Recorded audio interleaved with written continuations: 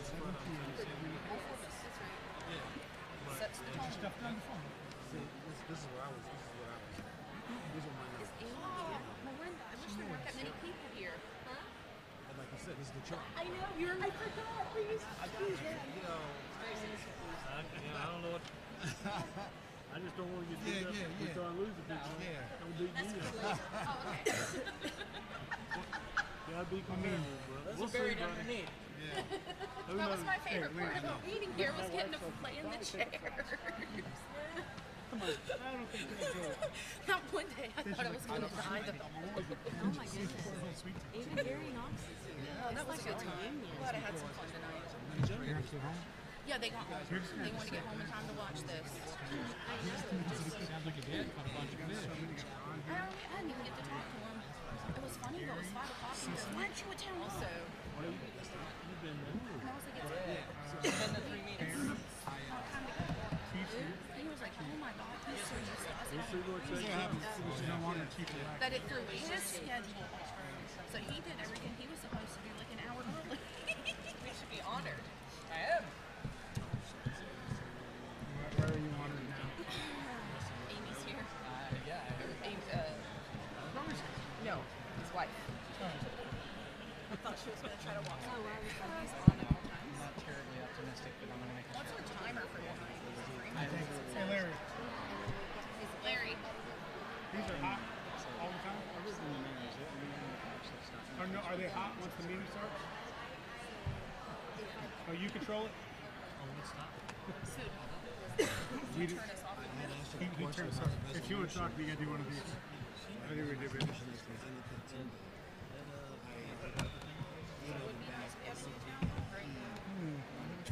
You just don't look too afraid in this seat. Afraid? Typically, we like to see all of them to make sure that they're in the proper format. It's. You have to explain to me because that's my. Ask for a snack. We don't have our candy thing here today. He was like, "What, you have candy?" And if that doesn't get the point, Pictures. there's a budget.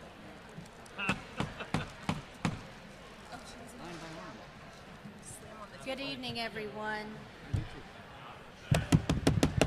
I don't have a. Mic's on. Can you hear me now? There we go. Good evening, everyone. I would like to call this meeting of the Huntersville Town Board to order. Thank you all. If you wouldn't mind joining us for a moment of silence.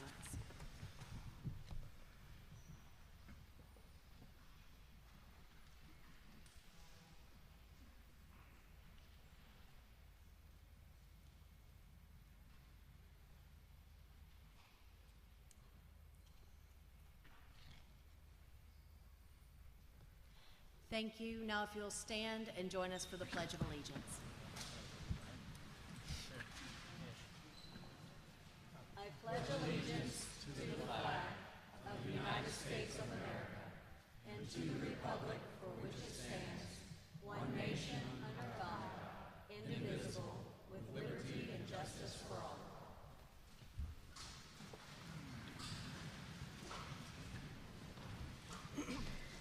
So as I look out this evening, I see several former elected officials in the room. If you wouldn't mind standing up so that we can acknowledge you here this evening. Thank you.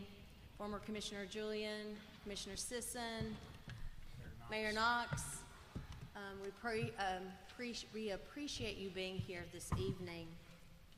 We'll now move to staff questions. Board members, does anyone have a question for staff at this time? Commissioner Boone. Thank you, Madam Mayor. Mr. Roberts, could you give me an update on when the left-hand turn going south on the Ramage Church Road might be open? Mr. Fox?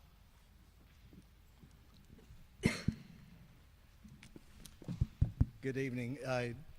If you have been out to the site today, the 7-Eleven entrance is open today.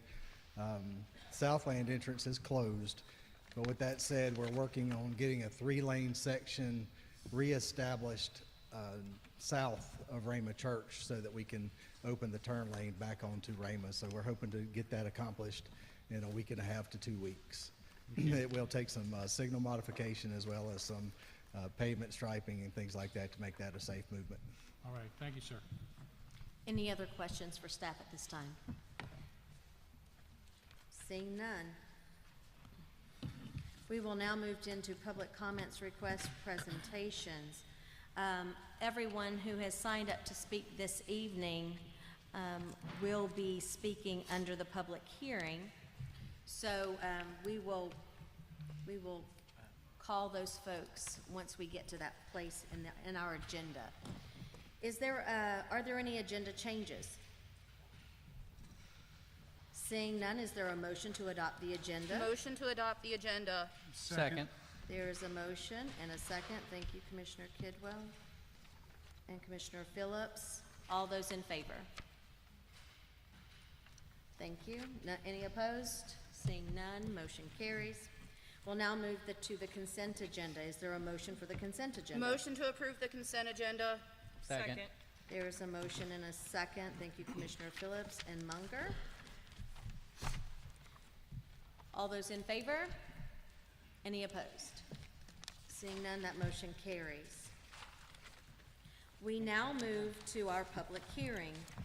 Item 9A, conduct public hearing on petition R23-05.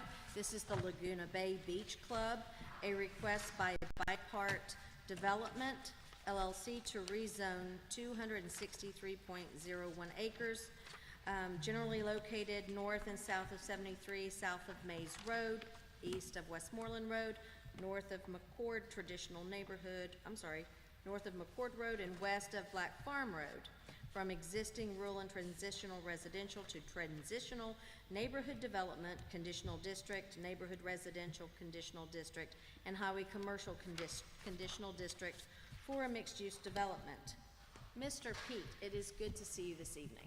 Thank you, Mayor. I want to start by entering the staff report into the record, the presentation as well as the applicant's presentation for tonight. Rezoning 2305 Laguna Bay Beach Club mixed-use conditional rezoning is located where you see the red star on the screen. It is on the east side of town along the NC 73 corridor. I'm going to give a brief outline of the request and show you how it lines up through some of our policies and plans. Try to answer any questions you may have, and then we'll go from there. And the applicant and their representatives are here as well. The current zoning districts for this property, you see in the red boundary, there's 263 acres that are being pursued to be rezoned. 173 of those acres are zoned transitional residential, and they would support 259 single-family homes as they are.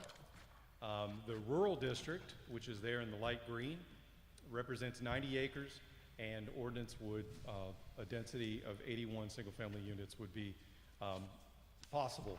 You can see a summary in the upper left, 340 single-family dwelling units by right with current zoning. Of course, you'd have to maximize at least 40% or more of open space to get to that total. The proposed Laguna Bay Beach Club, you can see shown here. The concentric circles that you see are the quarter-mile and the half-mile walking distance. This proposal is for a mixed-use walkable community. So you can see the quarter-mile is the benchmark that our ordinance uses quite a bit. Half-mile can be appropriate in other contexts. And we'll be moving back through the site plan in several contexts. So if you have any questions, just let me know on that. I want to show you the townhome section at the top. Contemplates 180 townhome units. There's apartments on the north side of 73 as well, 320 proposed there. South of 73 to the east of the lagoon is 112 apartments, 200 room hotel, 36,000 square feet of convention center space, and 210,000 square feet of retail. The lagoon is 41 acres of the parcel itself, or the recreational element, if you will. That is not the surface of the water, etc. There are a myriad of things in there: sports fields, food halls, cabanas, a larger clubhouse, as well as parking and such. So there's a trail system that goes around the lagoon as well. And then you can see at the bottom there's 250 single-family dwelling units that are proposed. So over on the left, you can see that's a total of 1162, 200-room hotel, 36. I don't need to repeat all of that. But that is the totality of the request from the 263 and the 340 single-family that existing would permit. The proposed R2305 zoning, if approved, would set the zoning pattern as you see there. The traditional neighborhood development, T&D, would be above 73. And then underneath, you would have along 73 highway commercial. And then you can see in the oddly shaped yellow, bright yellow around Willowbrook, you would have neighborhood residential. Moving to our community plan, I just want to remind everyone that the purpose of any community plan is it's a policy document, and it helps guide zoning and development decisions. It is not law specifically, but is a guiding document. State law does require that a comprehensive plan is necessary for the town to retain its authority to enforce zoning and development regulations, and it needs to be reasonably maintained over time. In other words, it's not static. It is updated on a regular basis. State Statute Chapter 160D speaks to local planning and says that the planning process shall include opportunities for citizen engagement in plan preparation and adoption. So it is very much a collective agreement, if you will. Extending the 160D 605 section, plan consistency. When you're adopting or rejecting any zoning text or map amendment, the governing board shall approve a brief statement describing whether its action is consistent or inconsistent with an adopted comprehensive land use plan. This is a summary item that the town has always done when they're looking to do their rezonings at the end of the reports and in motions. So there's a consistency with that. And then another thing to remind you of is if a zoning map amendment is adopted, that action replaces or lays into place how the community plan will now address that property. So it doesn't require a separate community plan amendment. It is done at that same time. So you are doing two things if you were to rezone this particular property. Excuse me. So wanted to show you the future land use map from the community plan. This is the jurisdiction in the colored areas. And then the kind of dark brown circled areas with the stipple pattern, those represent activity centers. Those are very specifically identified areas where at least two thoroughfares are coming together. And there's an intensification that's encouraged and desired. And the most recent example would be the North Creek. Some of you may remember it began as the Huntersville East project, and that's located where Davidson Concord Highway comes into 73. So that was a situation where that was identified for intensity, and we worked through that, and the board ultimately did adopt a project that would fit into that. This project is located between an activity center located that I just described, and then to the west, where 115 and 73 come together. There's another one that's been identified in that plan from the 2040 plan. So here's the boundary of the project set in. The three future land use classifications that would apply to this would be moderate density, which is the yellow with the orange striping, residential edge, which is just the yellow, which is in the middle, and then rural conservation, which is the light green on the eastern edge. So that is what the 2040 plan is looking to do. Now, as a reminder, these are not parcel specific, but they are general lines that are drawn in there based upon where transitions are happening naturally. You can see here we've overlaid the site plan onto those, so you can see a little bit more specifically where that moderate density residential edge and rural conservation would line up, and then its proximity to that activity center to the east. A little more information here is with the moderate density residential edge and rural conservation, you can see that some of the other elements that would apply would, of course, the town core is the brown area in the middle, straddling I-77. The mixed use centers are the larger circles that are along 77 that contemplate certainly a lot of density and mixing. And then you have open space, which would be the green that runs through, in this particular case for this request, there's a creek that runs through the lower third of the project. This is showing the mixed-use center if it were to be adopted on the 2040 plan map. And you can see there that there would be a mixed-use center would be identified, and then moderate density, which would be adding or extending that striping, the yellow area where the striping is, would be moved to the east. So this is sort of a visual of what that 2040 plan would look like if this request is to be adopted in some form. One of the major considerations here is the impact to adjoining properties. With the community plan intensifying in a manner similar to this, now you have a lot of properties that are abutting or adjacent or nearby that are not looking at the same pattern that they were in the current plan. But now you've got the added impact of what everything else in that area may be able to do or request that they may be able to bring. So that's something to keep in mind.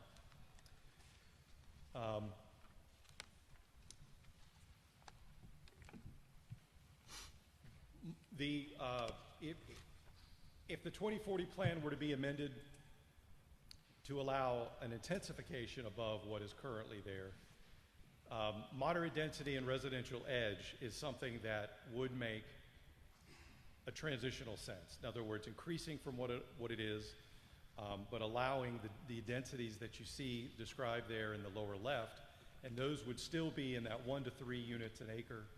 That would be a transition from what is around it. It does not get to what the proposed plan would like to do. And then you would also have things like the photo in the bottom right.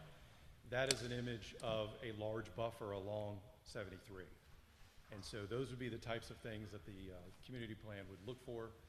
That would definitely be consistent with what DOT is looking for in some of their plans, and then 73 corridor plan as well, which I'll get to in just a few minutes.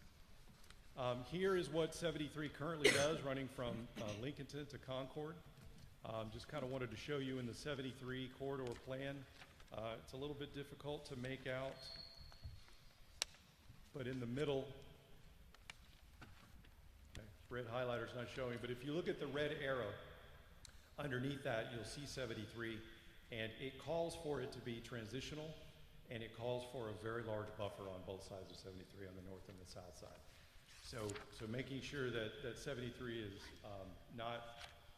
it has the room to make the improvements that it's going to have. So density. Wanted to give you a quick snapshot of the proposed density. The entire project spread out over everything would be 4.4 units an acre, but you can see as you drill down to the specific little sub areas. On the north side of 73, where the townhomes are, it's 5.3. The apartments are 13.1. The mixed-use area to the east of the lagoon would be 6.5, and then the residential spreads out to 2.5.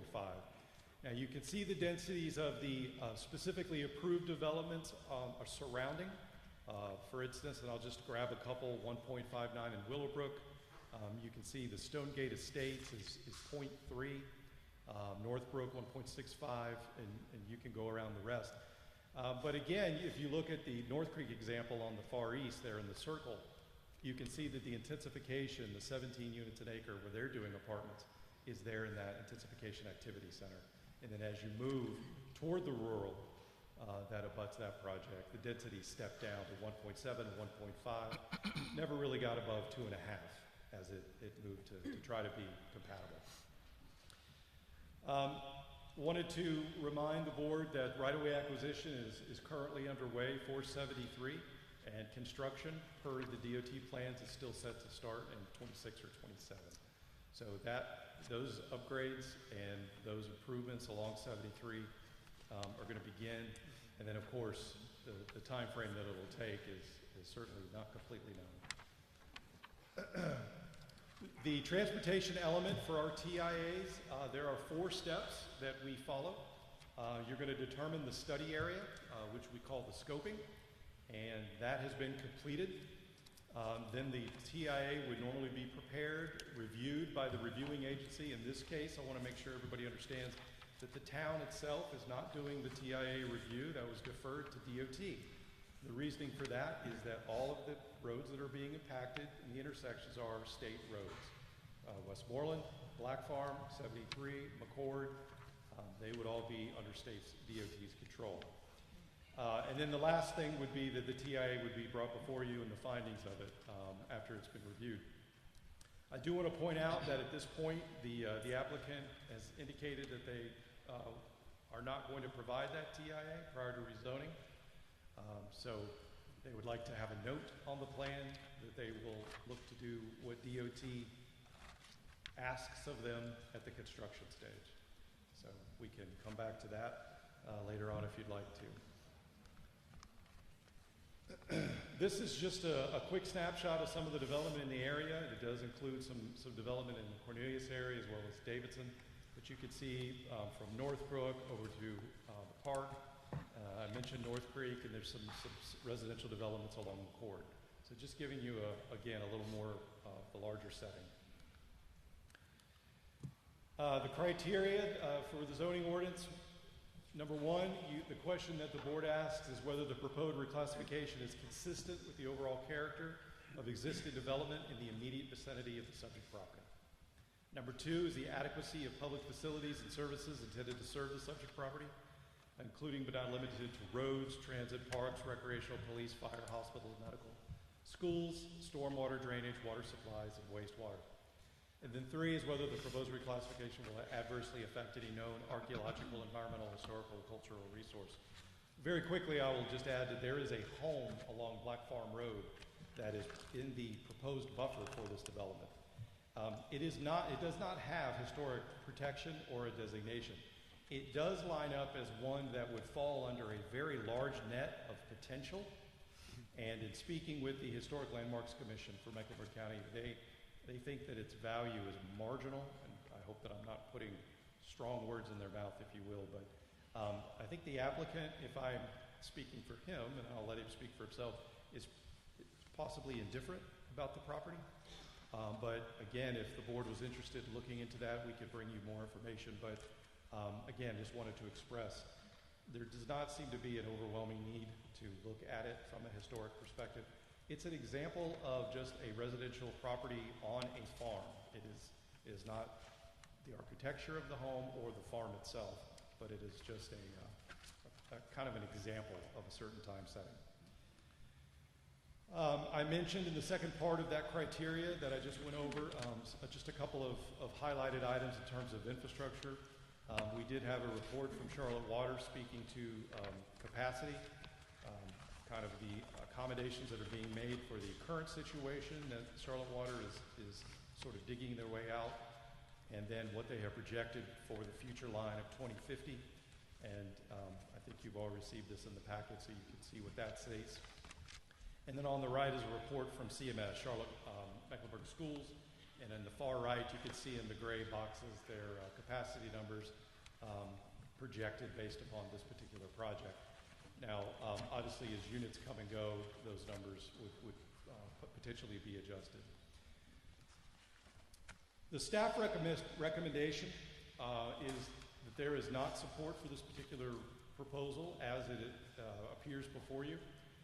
The red highlight there states that if you look at parts 2 through 4 of the staff report, you'll see a very large number of items from not only the 2040 plan and the 73 quarter plan, but the subdivision ordinance and the zoning ordinance, that the 3 zones that have been requested by the applicant, that this plan is not satisfying the requirements of that.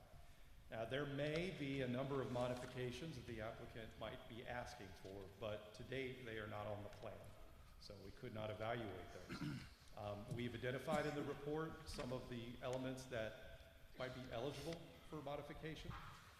There are a lot of miscellaneous, as we like to say, items that also need to be addressed as well. But it's a fairly exhaustive list. If you have any specific questions, we can try to explain or elaborate on any of those. But that concludes the majority of the presentation. Wanted to make sure that you understood the request, wanted to make sure you understood the context of the long-range plans, and then the nature of the site plan is where the great number of details come into place.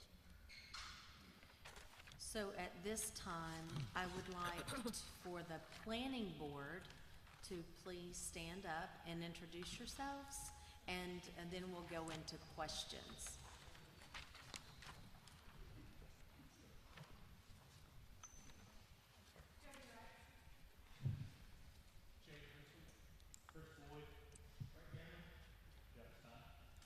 Thank you all. Staff members, commissioners, would you like to hear from the petitioner first, or would you like to ask staff questions at this point? I have a question for Steve. You Yeah, have a staff question for questions. staff. So what we will do is we will start at the end of the table, and then we'll work our way down. Okay? Commissioner Munger? I'm gonna go first. All right. I think I only have 2 to 3 questions. One of the things that I noticed in the packet was that there were public hearing signs placed in 10 different locations adjacent to the site. Can you give me an idea approximately where those signs were placed? Perfect, thank you. Yes, I just want to make sure we covered everywhere that we possibly could to let as many people know. we did. Nothing really to elaborate. The state law requires that the property be signed, and so we did our best to hit every state road with the most exposure. We ended up adding 2 additional signs in the Willowbrook community at their request. So 10 signs in total. Fabulous, thank you. Next question, you had mentioned in regards to the TIA, not hearing anything back from NCDOT simply because the applicant at this point has not started the process of the TIA. And it is the intent that the TIA will not be completed prior to seeking an actual approval from this board. Is that normal, or have we ever set that precedent before? Not to my knowledge. We have certainly had TIAs that maybe have lagged in terms of their acceptance or adoption to present before you, before final action. The ordinance requires the TIA is presented to you, but as it is part of the ordinance, the applicant is asking to modify that, I believe, and I'll let them elaborate on that. And then, of course, Stephen Trott, our engineering director, is here if you have a little more specific question about that. But in summary, no, that is not a normal thing that we hear. Okay, I think that adequately answers the question. That's the only questions I have for staff this time. Thank you. Commissioner Partee. Jeez. Thank you, Mayor. Is my phone? Tap, tap. Yeah, I think you're on. Oh, okay. Thank you, Mr. Pete. Just a question regarding the 62 issues on the application. Is it common practice for a developer to submit an application with these many issues, 62? I can see 10, 11, but 62 issues. And why, as a planning department, we would accept the application with so many issues and not delay it or defer it until these issues are addressed? Well, all I can say with the first part of your question is we certainly have not seen this many at this stage. There's, again, as you move through or review, you generally will come to some compromise or work through the issues, if you will. That doesn't mean that we've not had some fairly lengthy lists as you move through the process. But no, this is by far the most to date. And then the second part of your question is, the applicant has the right to ask for these modifications with or without support from staff. So as we've identified them, made them clear, they have not made any adjustments to that. So we had to make sure that we were exhaustive in our inventory of issues that needed to be addressed, either through alignment with the ordinance or through granting of modification by the board. So we didn't have the ability not to bring it to the hearing. Thank you. Any other questions? Commissioner Partee? You good? Any That was other? it. That was it? Thank you. Commissioner Kidwell? No questions at this time. Thank you. Commissioner Kovacs? I have some, but I'll ask them later. Okay. Commissioner Boone? I'm gonna wait till we hear from the applicant. Very much. Commissioner Phillips? I would like to see what the Historic Landmarks Commission had to say. Could you send that to us, please? Absolutely. Thank you. All right, at this time, oh, well, hold on, I forgot. Planning board members, do you have any questions for staff at this point? Seeing none, thank you. Okay, so we will now hear from the applicant. Mr. Palillo?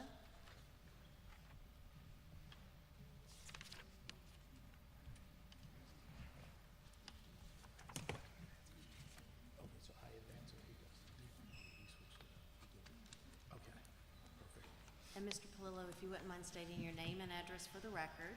My name is Jake Palillo. I live at 17532 Saleview Drive, Cornelius, North Carolina. I'm trying to get this working okay. I guess, there you go. Okay, tonight I want to explain this exciting project I believe is good for the town and is needed. I want to work with the town to properly develop this last large tract of land in Huntersville along a major corridor. Charlotte was just ranked the 8th best place to live in the U.S., and Huntersville planning has anticipated the population to grow to 100,000 people over the next 20 years. So it's important to develop this property the right way. The proposed project is 270 acres located on Sanford Road between Westmoreland and Black Farm Road. It's the last tract of land along the 73 major highway corridor. You'll hear me say that several times tonight because it truly is the last parcel this large. Development is made up of 4 different parts. We have townhouses up in the top. We have multifamily in this area. We have 250 single-family detached custom homes ranging in price from $900,000 to over $1 million. The town doesn't currently have a lot of housing stock valued over $1 million. It's good for a town to have homes in that price range. It helps your tax base.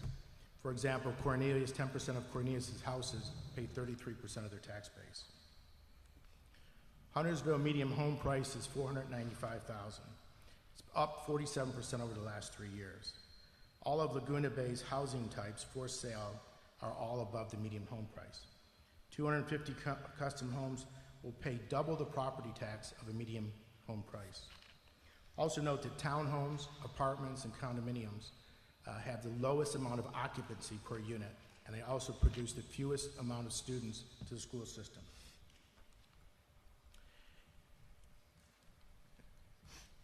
We're jumping. We have our mixed-use area right there. I apologize, this is jumping around. So this map here explains why Huntersville is in demand and growing so fast. You have 485 to the south, you have 73 to the north. 73 is 38 miles long and connects 7 of the fastest growing towns in the area. It also has access to 3 major north-south connectors, Highway 16, 77, and 85. Highway 73 is the major commercial business district for all 7 towns. Huntersville has 10 miles along this corridor with very little vacant land remaining. This slide here shows all of the proposed road projects, whether performed by the town or NCDOT. It's $1.2 billion of road improvements that the NCDOT has planned.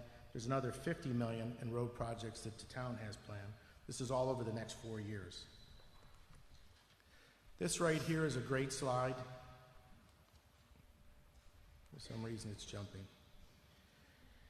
This shows the whole region between Cornelius, Davidson, and Huntersville. Combined population is 130,000 people and it's growing. If this project was approved today, by the time it went through permitting and construction, the population will grow by over 10,000 people. Cornelius and Davidson residents come to Huntersville to shop and dine. There's only one major place in the entire region to gather, shop, and dine, and that's Birkdale Village. Birkdale is the pride and joy of Huntersville. Laguna Village, this will show you here if there was... Laguna Village is another place similar to Birkdale. It's 4 miles away from Birkdale, and it would split the region in half, allowing half the people to go to Laguna Village and the other half to go to Birkdale. With the town's population continuing to grow, we need more places for people to go out and dine and shop and entertain. This slide shows everyone the travel distance between the two locations. Notice all the highlighted ones are closer to the Laguna Village proposed project. If you look at smart growth manuals, it tells you bringing things, goods and services closer to people reduces traffic, less travel distance, less time on the road, less traffic. This slide is important to show the town what little land is left along the 73 corridor. The highlighted line is 73. The Laguna Bay site is the last large parcel along this corridor. The west side of 73 from Beatty's Ford to Catawba has the lake to the north. From Catawba and 73 to Mays, the town controls both sides of 73. There's very few vacant parcels along the stretch of road left to develop.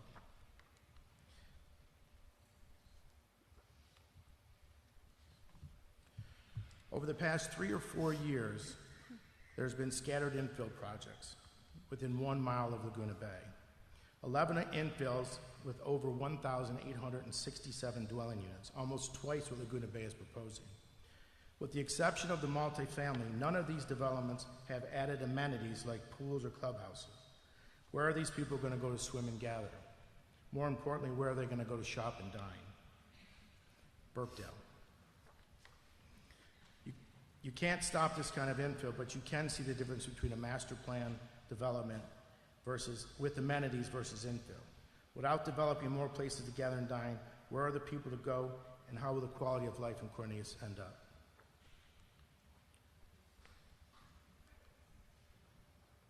Laguna Village is what I consider a happy place. It's a place where people go live, work, shop, gather, and entertain. It's not a bad place that will hurt the town. It won't hurt morning traffic or school buses. Lunch traffic will be light.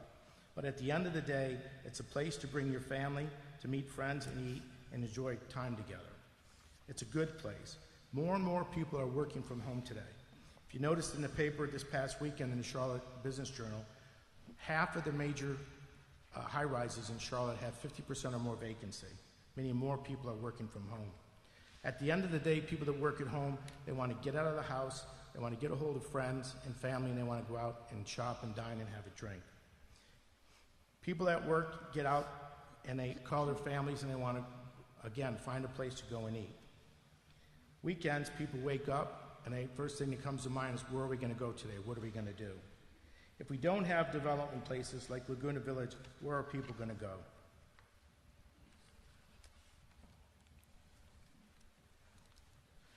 The village is 3- and 4-story buildings with ample parking. The 2 major buildings are 4 stories with the first floor retail restaurants with 3 stories of luxury condos above.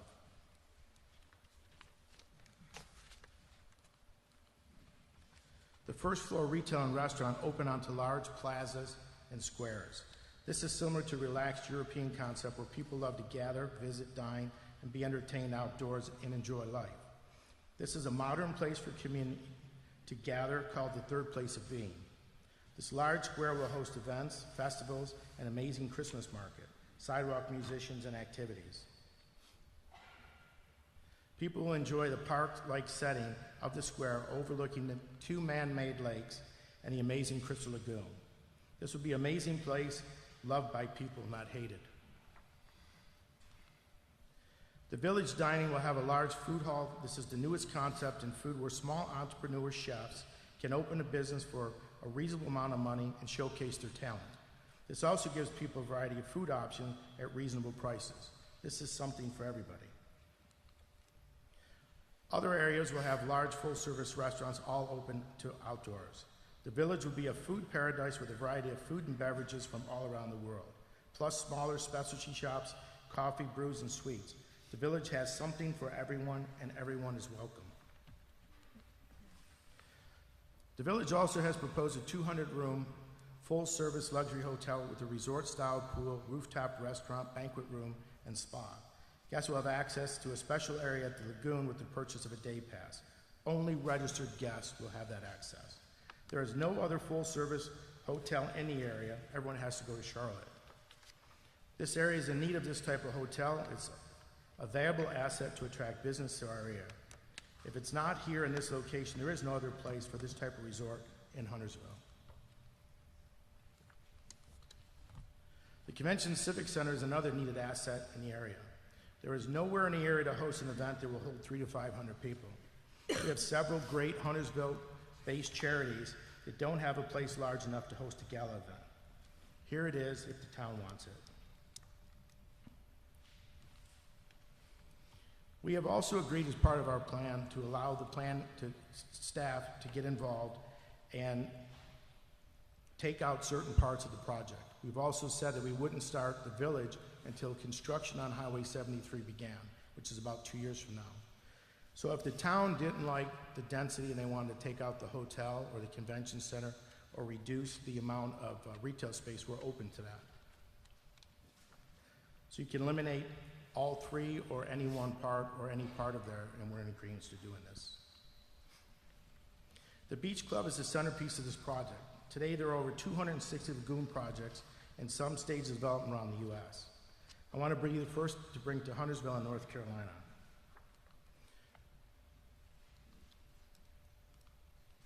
The Beach Club is similar to a golf country club, with the golf course being replaced with the Crystal Lagoon. The 40-acre resort is an amazing lifestyle for the entire family.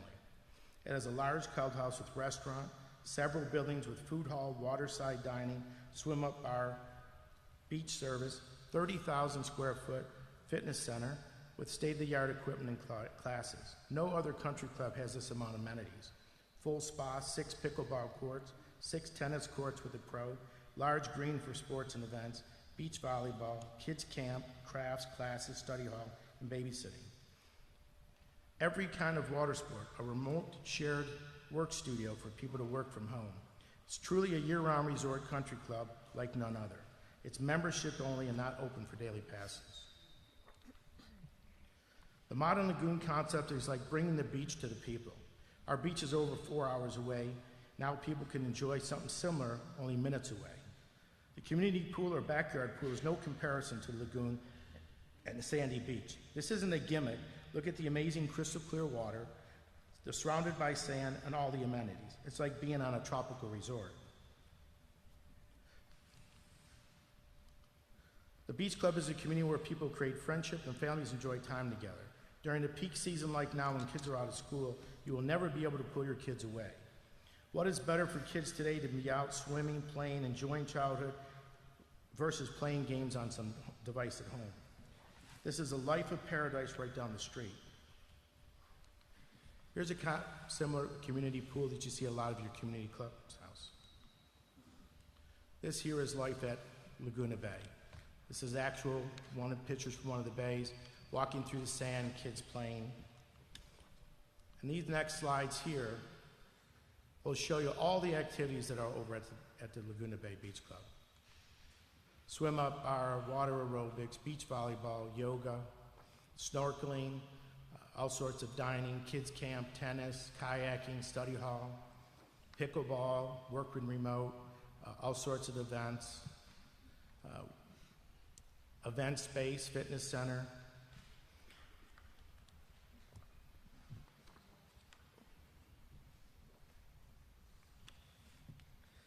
So what our plan is too is also to have a trolley that'll travel within a 3-mile distance to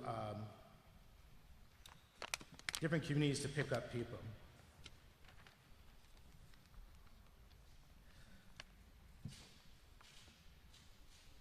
So let's talk about the value this project brings to Huntersville. The town currently has close to 70,000 residents and projected to be over 100,000 over the next 20 years. This is a business decision for what is best for this land for the town. It's not up to 200 or 300 people objecting, half don't even live in the town. If the town turns down this opportunity today, it's gone forever. There is no other parcel of land within the town to do something like this in the future. National tract builders are waiting for this project to be turned down, and they will come in and build 400 to 600 homes. They don't care about the town. They'll look at this as another property to build and go. Building just homes is a waste of this valuable land. The project checks all the boxes in the town's needs. It adds another place like Birkdale that we desperately need. It adds a full-service hotel we need as well. It adds a 35,000 square foot civic and convention center that doesn't exist in this whole entire region. The Lake Norman Chamber has endorsed this project as an exciting project the community needs. The Beach Club is a unique lifestyle, first to come to North Carolina. If the town passes on this project, there is nowhere in Huntersville left to do in the future. This opportunity is gone forever.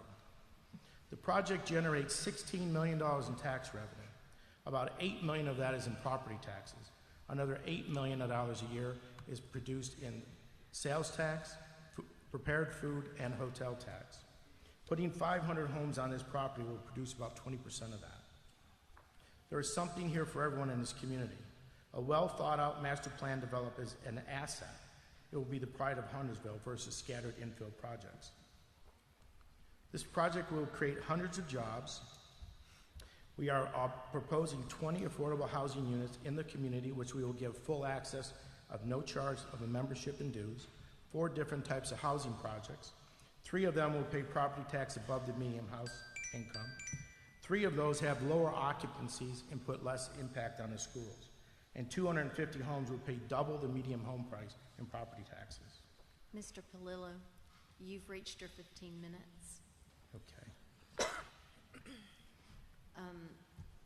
Let's go ahead and see if there are any questions at this point from the board. Board members, we're going to start on this end. Commissioner Phillips, do you have any questions for Mr. Palillo at this time? I was hoping you would start with Munger because I know he's got a lot that'll probably knock out a bunch. What are they? I'll skip for now. All Can I right, ask a Commissioner question of Rick. clarification? Yes. Do we want to hear from the public first before we ask all those questions? I mean, I Would you rather hear from the public first? feel like Yes. that probably flows a little bit better, give them an opportunity to speak, That in my works for opinion. me. I'm good with that if everyone else is. Okay? Did you want me to answer on the TIA, or you want to wait till after? So we'll wait for that. Well, hit them all. I got We'll go more than ahead. just TIA. No, we'll go ahead and shift gears. So we have quite a number of folks who have signed up to speak. So I want to take a moment. Haven't had such a captive audience. This is great. Want to take a moment to walk through our rules of procedure with public comment and public hearings. So the rules that we have established are designed to ensure fairness to each speaker by establishing rules in advance that will be applied equally to each speaker. Because we have more than 20 folks that have signed up to speak this evening, everyone will get 2 minutes. You also have the opportunity to pull your speaking time up to 9 minutes. So if you've designated someone to speak, and I see that I have several here who have given their time, designated or time deferred. I've got a few here already, but we're going to go through this, kind of our rules very quickly. Our speakers shall be civil and courteous in their language and presentation. Insults, personal attacks, accusations, profanity, vulgar language, inappropriate gestures, or other inappropriate behavior will not be tolerated. In order to provide for the maintenance of order and decorum in the conduct of the meeting, the mayor may declare out of order any person who fails to comply with this policy. The mayor shall caution any such person to abide by the provisions of the policy, and refusal to do so shall be grounds for removal of the speaker from the meeting. Now, these rules are in order for us to conduct public business in an efficient and productive manner, and speakers are encouraged to avoid duplicative and repetitive comments. So, I'm going to call the first handful of folks up, and we'll just line up, and hopefully we will do this in an efficient manner.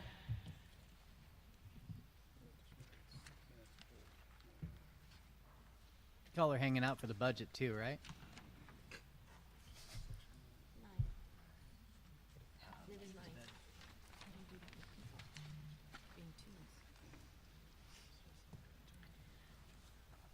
first person to sign up is Linda Lucas.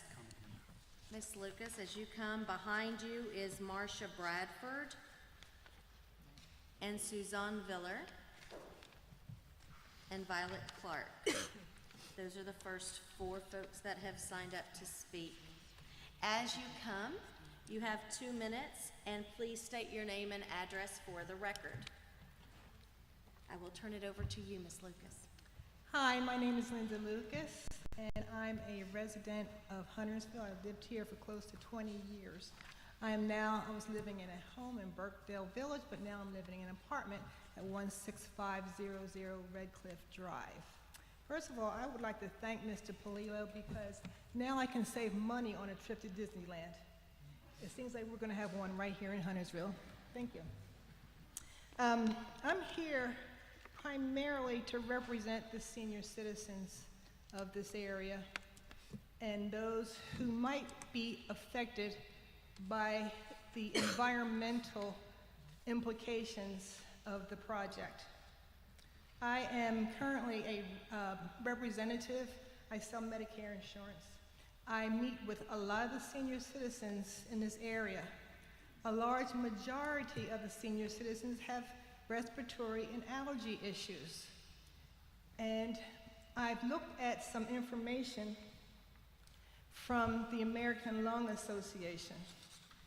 There's a report made in April of 2023 from the American Lung Association, and they have revealed that the Charlotte area counties have failing grades in ozone pollution.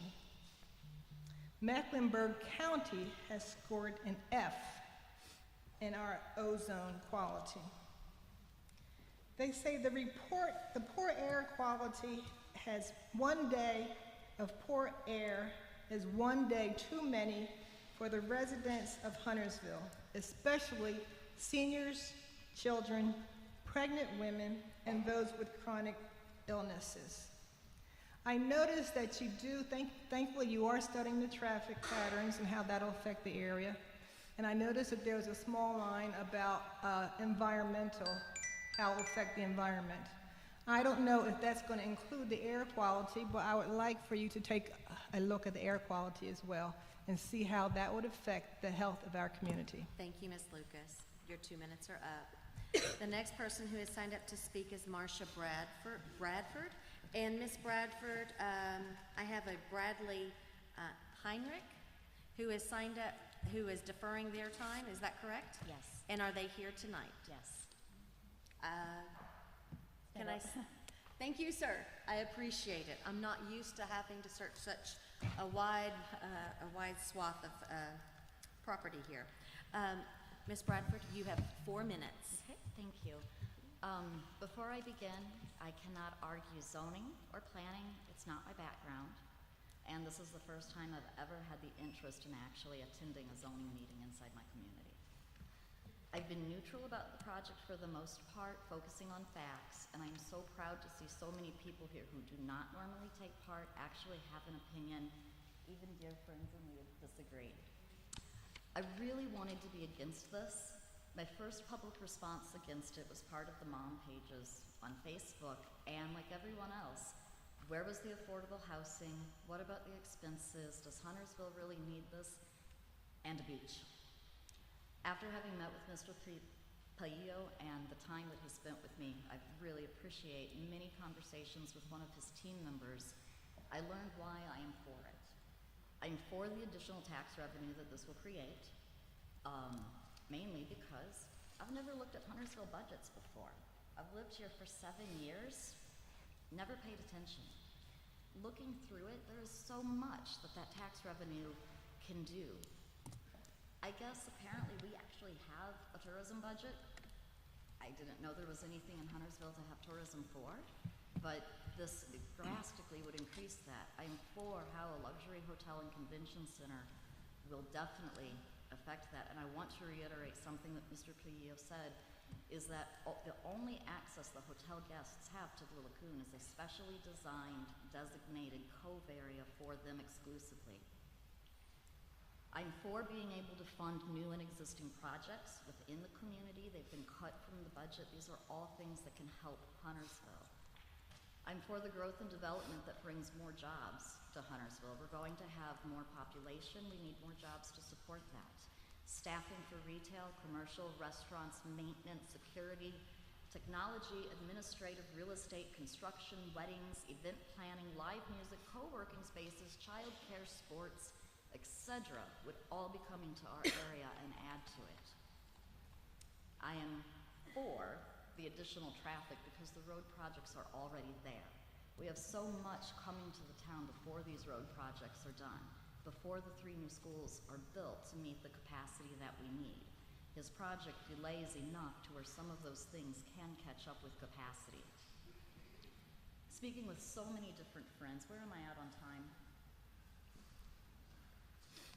Okay, speaking with so many different friends, it's a lifestyle center. We can have more dining, more shopping, public park-like spaces, live music venues, rooftop dining, basically everything that we love about Birkdale, all of the enhancements that we had at Birkdale, that isn't big enough. There's not enough space there for how many people want to go there. It's not just Huntersville that feeds into Birkdale. Being able to spread it out in one location would be great. I ask that you guys approve this project because I'm really tired of giving my money to South Park. I want to give it to Huntersville. Thank you. Thank you. The next person who has signed up to speak is Suzanne Viller. And then after her, it's Violet Clark, and then Pamela Deal, Noel Burton, and Patrick Farrell. So if you wouldn't mind making your way up. Good evening. You have 2 minutes, and if you'll state your name and address for the record. Good evening, Madam Mayor and Commissioners. I'm Suzanne Viller, and I live at 17130 Bridgeton Lane in Huntersville. As a resident, I'm concerned about the consequences the massive Laguna Bay development will have on the town's already overtaxed infrastructure. The impact of traffic and quality of life issues stemming from new developments in general is no longer a single neighborhood concern. When construction and subsequent occupant traffic from a new project overwhelms any major thoroughfare like Sam Fur, the impact is felt throughout the town, and gridlock often spreads to encompass Old Statesville, as well as I-77. But the impact is not just felt on roadways, it's just more apparent there. No matter where they live, residents are concerned about the drain new developments will put on town resources already stretched thin, including emergency response, schools, equipment and facilities, sewage, water, etc. Just because a new development is built does not mean that the town is suddenly funded and equipped to address all the additional burdens that are created by the development. More is not necessarily better if it can't be supported and sustained. Please do not let the hunger for growth diminish the quality of life that Huntersville has become famous for. Strive now and in the future for quality, not quantity. It's not the Commission's job to assure that every project that's ever conceived gets built. The objective should never be the number of new projects underway in the town at one time or the financial impact on a particular developer. The objective of our boards and commissions should be identifying the right projects for Huntersville that will preserve and enhance our quality of life. And toward that end, I'm asking you to adopt the planning staff's recommendation to deny approval of the Laguna Bay project. Thank you. Thank you. Folks, we don't clap. Ms. Clark. I am sorry, but that is not decorum. We do not cheer when people come up to speak. We won't do that. Ms. Clark, it is your time. As you come, you have 2 minutes, and if you'll please state your name and address for the record. Sure. I'm Violet Clark. I live at 13423 Willow Breeze Lane in the Willowbrook community. Thank you. So I have lived in Huntersville for over 17 years. And when I found out about this project, I'm the one that started going door to door to raise awareness because I was horrified that most people didn't know anything about it. and it was going to impact especially my community so greatly because we're adjacent to it. So the petitioner mentioned earlier that there's a few hundred people that are opposed to it, and most of them do not live here. That is false, because as of today, there are over 500 signatures, and most of them do live here. I'm sorry, 5,000, correct me, 5,000 signatures, and most of them do live here, and will be greatly affected by this, and are very opposed to this, as you can see by the turnout today, and as you probably saw by the turnout that was at the community meeting in April. And also, the petitioner is suing me for speaking out and starting the petition and sharing information about his communities that others have shared on my petition, which is public record. And last week we had a meeting in our community of Willowbrook. We had a small little town meeting, and actually they said it was one of the biggest turnouts they've ever seen, and it was about this development. And at that meeting, it was discussed that one of our residents had a meeting, a private meeting with the petitioner, and he had promised our neighborhood that if we get everyone on board to approve this, that we will get from him, he will give us a new pool, a new clubhouse, new patio that's shaded, fire pits, playground, pickleball courts, et cetera, et cetera, et cetera. Essentially, wanting us to approve this by giving us promises that I highly doubt will ever materialize. Thank you, Ms. Clark. Your 2 minutes are up. Thank you. Thank you. The next person who is signed up to speak is Pamela Deal. Good evening, Ms. Deal. You have 2 minutes, and if you'll please state your name and address for the record. I'm Pam Deal. I live at 13604 Brookline Lane, which is in Willowbrook. I've lived in Huntersville for 35 years and in Willowbrook for 26 years. When we were looking for a place to move my mother and sister closer to us, we chose a lot also in Willowbrook, and my brother built their home 22 years ago. There are 6 homes in Willowbrook that border the Westmoreland farm. My husband and I and my sister own 2 of them. My family loves our home. We love Huntersville. We do not resent the Westmoreland family for selling their land. We always knew that it would happen one day. But we expected a neighborhood similar to Willowbrook to take the farm's place, not a hotel and conference center, and certainly not a lagoon. I've read through the Huntersville Planning Department's recent analysis of the Laguna Bay development. It reinforces my feelings that this development is out of place and doesn't meet the requirements of the town's 2040 plan or the 73 corridor plan. I could mention my concerns about the traffic through our neighborhood and also on 73, and my concerns about the noise, lights, crime, the sewer system, impact on the environment, the density of the homes, and the quality of life in our area. But I know you have heard and will continue to hear about all of those concerns until this decision is made. The 2040 Community Plan is meant to establish a framework for growth and development while maintaining the character and livability of the town that Huntersville residents hold so dear. That statement comes straight from the 2040 Plan document. So please honor your commitment to the 2040 Plan and the citizens of Huntersville. Don't amend the 2040 Plan to appease one developer. That will only encourage more developers to ask for concessions. Please listen to the recommendation of your own planning department and deny this request for rezoning. Thank you, Ms. Deal. Thank you. The next person who is signed up to speak is Noel Burton. Ms. Burton, Ray Angle is deferring time. Okay. Is that correct? Thank you. Thank you. Hi, my name's Noelle Burton. My address is 12940 Cadgwith Cove Drive in Huntersville, North Stone Subdivision.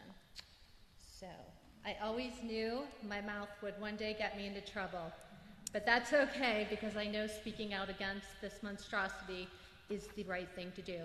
Even though certain people have tried to intimidate me into not speaking out, now I'm getting sued. I will fight for everyone in Huntersville who is against this. I'm all in at this point, probably deeper than I wanted to be, but here I am. So I'm beyond thrilled that the planning board made the right decision to deny this water park community. It does not comply with the 2040 plan, even though certain people are claiming that this isn't true. The nightmarish traffic we deal with on a daily basis will become so much worse than anything we can ever imagine. The infrastructure is not made to handle this nonsense. And don't believe anything you hear about roads being built anytime soon, whether if it's their professional opinion or not. I'm asking all of my Huntersville friends and neighbors to do the research on all the issues such as the tree canopies, the sewage, traffic, the list goes on. We need to be vigilant and stay on top of every single change that occurs moving forward. Every person involved in trying to push this water park through needs to be held accountable for their actions. We will fact check all of their data. Thank you for your time. Mr. Farrell, you have signed up. You are next, Mr. Patrick Farrell. You have 2 minutes, and if you'll please state your name and address for the record. I'm Patrick Farrell, and I live in the Willowbrook subdivision. And do you need the exact address? 13212 Willow Breeze Lane. Thank you. And before I start, I just want to thank the mayor and the commissioners. I don't know how this is going to turn out, but I thank you for your service. One of the things that really attracted my wife and I to Huntersville when we moved here 25 years ago was the quality of life. It was beautiful rolling hills, nice developments. Yes, Burkdale was a nice attraction afterwards, but now the town is losing a lot of that attraction. And I'm afraid that the last great developable piece of property on Highway 73 is going to make us lose even more of that. Now, the other thing is traffic is a huge issue for anyone who lives in Willowbrook. For us to get out of our development and go west on 73, sometimes, and this can be any time of the day, sometimes can take 3 to 5 minutes. And no exaggeration, some of you know the song Bohemian Rhapsody. I have heard the entire song while I waited to turn left. I have heard In-A-Gadda-Da-Vida the entire song while I waited to turn left.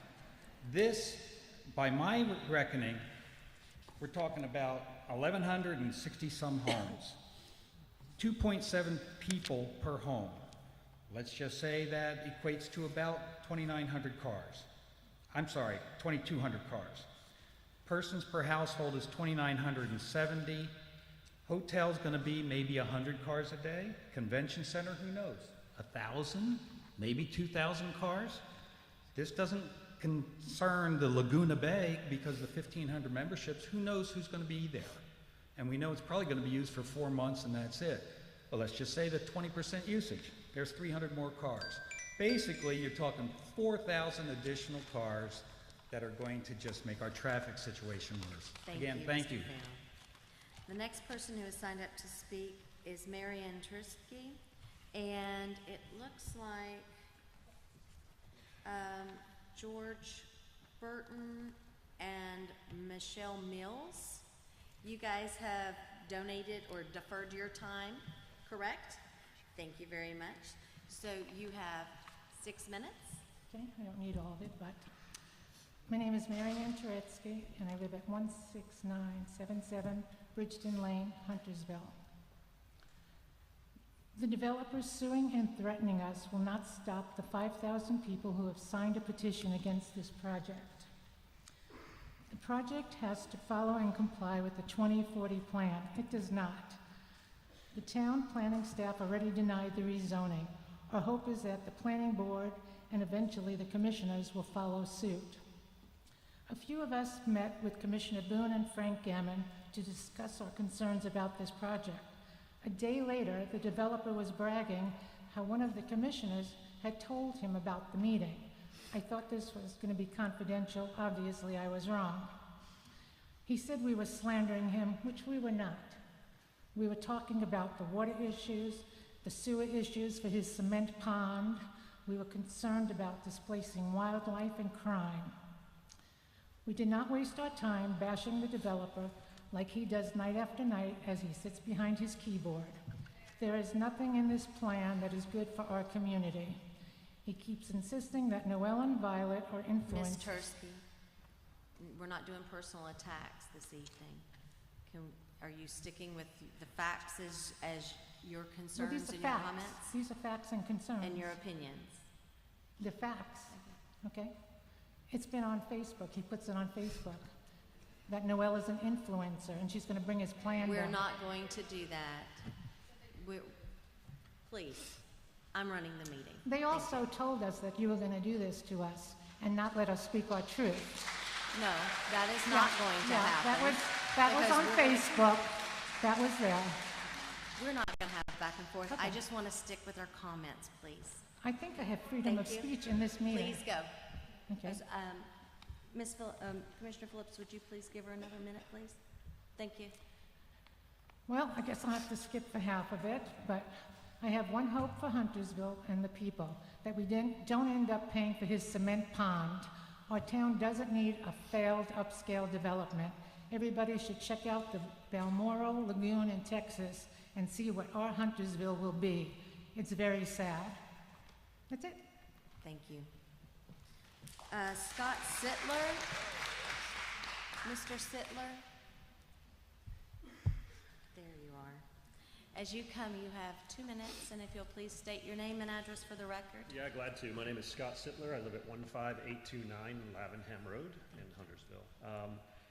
I'm not going to repeat everything that everyone has said, but I can tell you as a 25-year resident of Huntersville, this is the first time I've attended a meeting like this. And a lot of my neighbors and other citizens will surely be watching how you all vote as a result of the planning board's recommendation. Thank you. Thank you, sir. The next person who is signed up to speak is Jamie Weidman. And behind Ms. Weidman is Melanie Griffin, Daryl Wood, and Keith Westmoreland.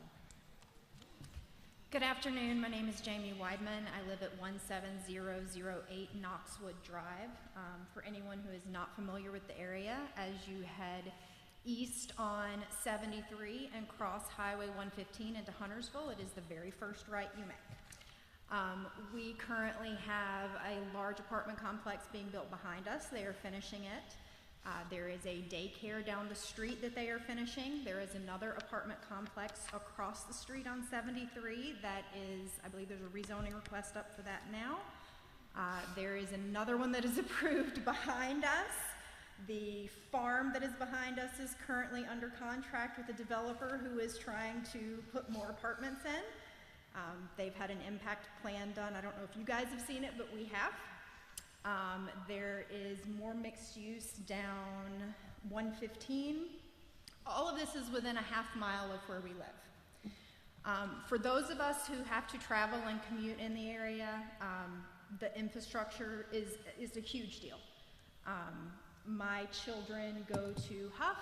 By the time this development is finished, they'll be out of school. That won't be an issue for me anymore, but it will be an issue for plenty of people around us. The developer has made comments that they don't anticipate a large number of people with children. This is not going to impact our schools. However, in his presentation, he also pointed out they're going to have a daycare and splash pads and all of these things in the Lagoon project that cater to families with children. So I just want to point that out to the commissioners, that there's a little bit of contradicting information being provided. I can't say a whole lot that hasn't already been said. I think Mr. Pete and his comments on what the planning board's recommendation is says pretty much everything you can say. I am a lifelong resident of the area. I have lived here my whole life. I have traveled 73 from the time I got my driver's license till today. And it's very sad to see that we're losing our community. Thank you. Thank you. I did hear the timer, didn't I? Thank you. Ms. Griffin? Ms. Griffin, as you come, you have 2 minutes, and if you'll please state your name and address for the record. Hi, I'm Melanie Griffin. I live at 12900 Westmoreland Road. That's the northern section of Westmoreland Road in between Samford and Mays. My husband and I built our home there in 2004. We have raised 3 daughters there. The oldest just graduated college, and the youngest is 9. Bailey and Huff have both been built since we've moved there. So the traffic on our road has changed a lot in the time that we've been there. But we haven't complained because the schools are great and we're happy to have them. So I'm not by nature a complainer. Also, just to note, our oldest was in the first kindergarten class at J.B. Washam, and by the time that school was built, it already had mobile classrooms outside. So to act like we're going to get ahead of this school issue in time for this community to be built is not realistic.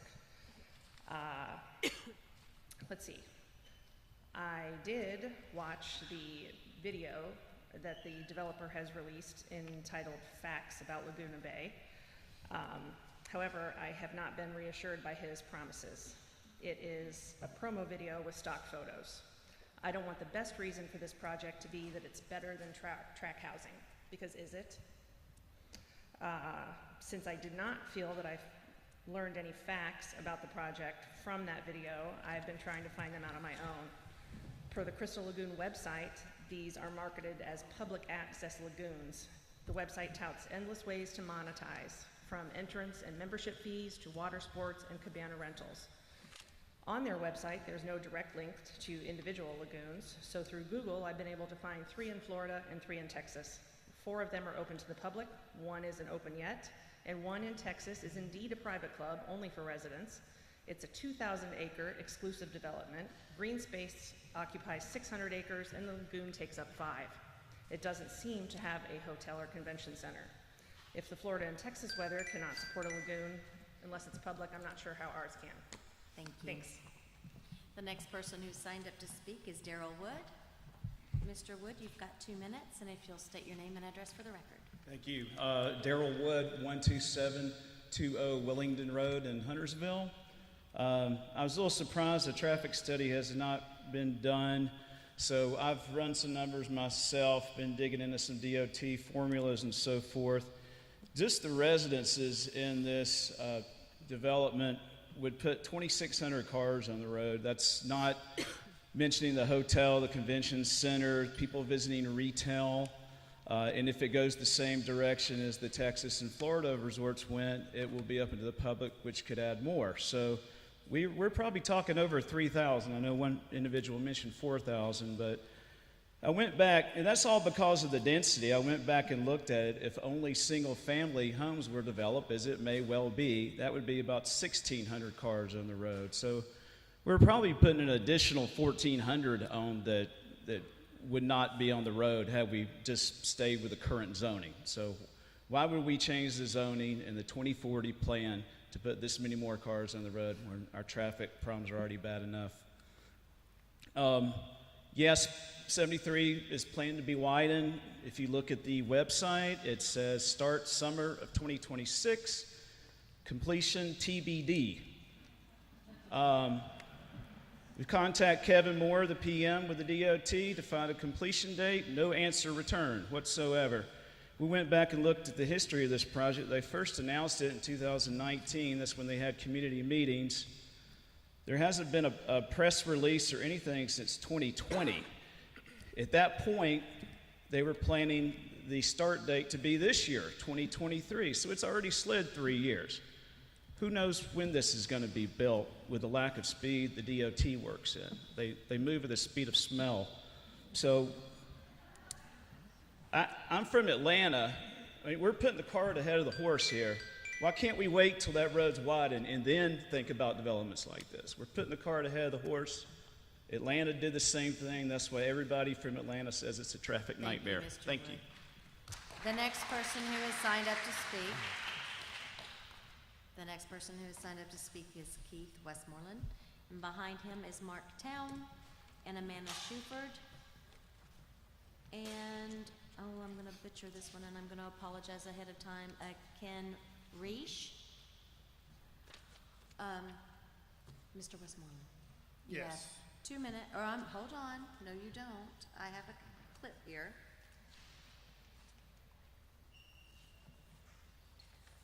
You have 6 minutes, but before I can give that to you, is Robin Westmoreland and Wayne Westmoreland here this evening? Thank you, and you both have deferred your time, correct? Thank you very much. You have 6 minutes. Thank you.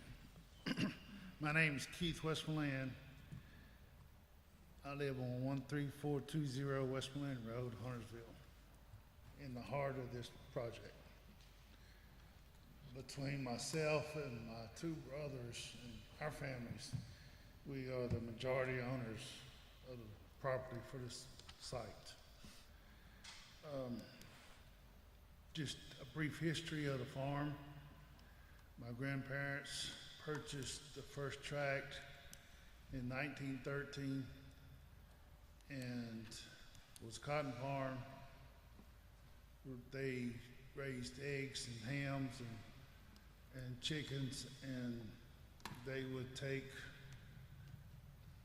a mule and wagon to Trade and Trine on Saturday to sell their goods to support themselves. My father started milking cows in 1952. We continued with the dairy until 2011. Wayne and myself have farmed there our entire lives. We have lived here our entire lives. My father and all his siblings were born in the house that my grandparents built. The house is still there with additions and add-ons. It is the heart of the house that me and my brothers grew up in. We farmed, and I say farmed, we raised crops. At one time, we had 650 acres of farmland to farm. We used to farm Northstone, which is what is now Northstone, River Run, and also Willowbrook. So I hear the thing about change. Well, what most of the people here don't realize is Sam Fur was not always Sam Fur as it is now. It did not exist from Davison Concord Road to 115 at all. We lived at the end of a mile-long dirt road and went all the way out to Maze Road. So without change, most of these people here would not be living in a house in Huntersville. And that's just what I came to say. Just want to give you a brief background. But with all the development, we have farming only 200 acres of cropland now versus 650 acres 18 years ago. And with that being said, y'all can vote on our property to do or can or cannot do with it. But my beef is, I can't vote for either one of y'all. Thank you. Thank you. Thank you. The next person who has signed up to speak is Mark Town. Mr. Town, as you come, you have 2 minutes, and if you'll please state your name and address for the record. All right, thank you. Mark Town, 15909 North Stone Drive, Huntersville. First of all, I want to thank the board here and the staff of that did the assessment, to put it out on the website. As someone who knew nothing about this project, that was actually very good data to understand what's going on. You know, try to take some emotion out of what, you know, what's the assessment say. Again, obviously this is a charged thing. But there are 4 things that I pulled out of that assessment that I think is germane, and you've heard a lot about that. The importance of the 2040 community plan and NC 73 corridor plan. You know, our expectation as citizens of Huntersville is that developers should propose plans that are consistent with whatever the plans you as elected officials have deliberated on and approved. Our expectation should not be that, or their expectation should not be that the tail wags a dog, okay? You know, that the plan should be changed because of some great idea that they've got. It may be a good idea, but there's a deliberative process that must be gone through, that why is it good for the long term, not just the short term of the community. The second point is the lack of the North Carolina DOT transportation infrastructure assessment. You know, there's a lot of visibility on 73. I'm also concerned about McCord Road and all the other, you know, flashpoints around the development. You know, it's kind of like jumping into an LZ without a parachute and not understanding any intel. You know, you're going to go and ask for approval on something and don't know what's on the other end. You know, if this is approved, then all of a sudden it comes back. You've got not only volume issues, but safety problems with that could come out of the assessment. Third, sewer and water capacity. The letter was really good about the water capacity, and you know, but what it also gives a warning to is that, you know, the 11% of the entire 3 million gallons per day that was recently purchased to expand capacity, what's the impact on not just Huntersville, but the other members of that particular piece? School impact is clear. So anyway, I know my time's up, but I want to thank you again. Wish you all the best. God bless you as you deliberate on this. It's important to all of us that you think about it hard. Thank you, Mr. Town. Thank you. The next person who signed up to speak is Amanda Shuford. And Ms. Shuford, you have 2 minutes, and if you'll please state your name and address for the record.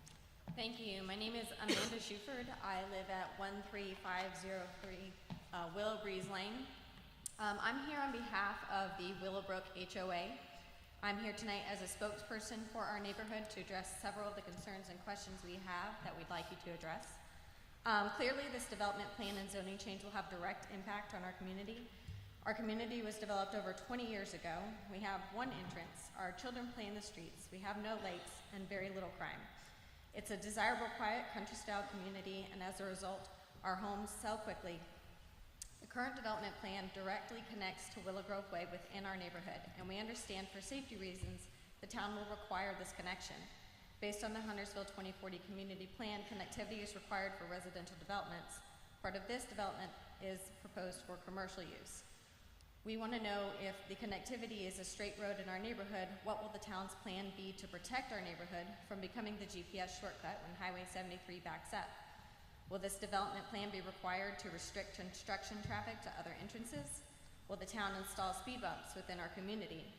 Are there options for emergency vehicles only gate at the connection between our Willow Grove Way and this development? Our next concern is the sewers. Does the sewer system have the capacity for this development of residential and commercial use? The 2040 plan states in PS-9 that the Charlotte Water provides water and wastewater services for the town of Huntersville. Our neighborhood remains on Aqua and is a private sewer. The sewer lines for the town are about 250 feet behind several properties within our neighborhood. Will the town provide this connection to the sewer when these new connections are made for this development? Our third concern is the impact this will have on the infrastructure of the town of Huntersville. There are obvious concerns: the road, emergency services, water, electricity, and school capacities. Our neighborhood was part of the Duke Energy's roaming blackout this past year. Can Duke keep up with this new capacity and new demand? In closing, we're realistic and understand that the rural farm will not always be that. Our community is not saying we're against this development. We are expressing our concerns that our elected officials and planning board will meet our needs as a community. Thank you, Ms. Shuford. Thank you. Your time is up. The next person who has signed up to speak is Ken Reish. I know I've butchered that, and I'm so sorry. And behind you is a Danielle Peterson, and Bob Bayer, and Brian Sisson. And if you'll please state your name and address for the record, you have 2 minutes. Dr. Ken Reishi, thank you. I live at 13200 Pages Pond in Pages Pond Development in White Birch Terrace. Don't know I had a lot to add specifically, but I know the growth happens. The question is what kind of growth we want. We had a California farm. We had to sell it. I understand selling land. Mr. Pilillo wants to change this community. He wants to be what he thinks is good for us. He wants us to be more entertained. Apparently he's bored by our quiet community. Where I grew up in Connecticut, I go back, we left in '72, I go back, it's the same. There are major highways, I-95, there's Merritt Parkway, and when you go down there, when you're more than half a mile away, then you're back in community where there's low crime and et cetera. For entertainment here, I love going to Charlotte. I love seeing city. We used to go to New York City for that, but then we could come home where there is low crime, there's low traffic. We had a place that we could come to as home. A couple points, kind of bullet points. On his video, he mentioned that the square foot value in these developments in North Cross and Burkdale go up because of this development. What about the adjacent property? We are right next to that. What about the noise pollution, the light pollution? What's that going to do to our property value when we're not within that community? Yes, the square foot value goes up within the community, but out adjacent. And of course, they mentioned the water supply. That's, Catawba River Valley Basin, South Carolina is suffering it even at this point. So, thank you. Thank you, sir. The next person who signed up to speak is Danielle Peterson.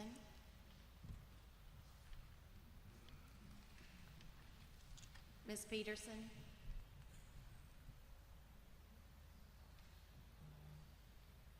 Can you all hear me up there? Can you hear me? You can? Okay. All right, we will move on. Bob Bayer.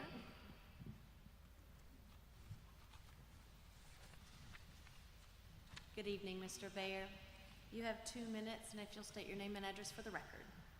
Thank you. My name is Bob Baer. I live at 15802 Lavenham in the Northstone subdivision. We're a 20-plus year resident. I won't waste anybody's time by talking about a long time ago when it was so nice and quiet in Huntersville, because we know it's all changing, but this is simply too much. We are almost late for this meeting because it took us almost 30 minutes to go 5.8 miles from Northstone to this place right here. 115 is a parking lot, 21 is a parking lot, 73 is a parking lot. The roads, the schools, everyone's already addressed that. I mean, I'm not sure I've ever seen a development that got turned down in Huntersville. They're totally clear-cutting Rama Church Road. We had a dead deer on the corner of McCord and 115 because they simply have nowhere else to go. There's been 4 subdivisions being built on McCord, little teeny McCord Road as we speak right now. And I'm assuming from that plan that there's an ingress, egress from this development at that southern end on McCord Road. What kind of plans are there to increase the capacity of that road? Why don't we just clear cut entire Huntersville from Beatty's Ford to Poplar 10 and cover it with apartment buildings and developments? I mean, this is ridiculous. Now, I'm not a zoning expert. I don't know if you folks are zoning experts, but you know who is a zoning Mr. expert? Bayer, I just want to make sure that we can hear you, so when they're loud, we can't hear anything up here. I'm so sorry. I want to make sure that you have your time. Thank you. Thank you. I'm not a zoning expert. I'm not sure if you people are zoning experts, but these people are zoning experts. That's why we pay them. They're already saying that this zoning change should not happen, and you should agree with them as elected officials of our town. To conclude, I've been told, and I don't know if this is true or not, but I've been told that our mayor and 3 of our council people are not running for re-election next year. Please don't let your last official act to sell us out to this developer. Please don't. Thank you. Thank you, Mr. Bayer.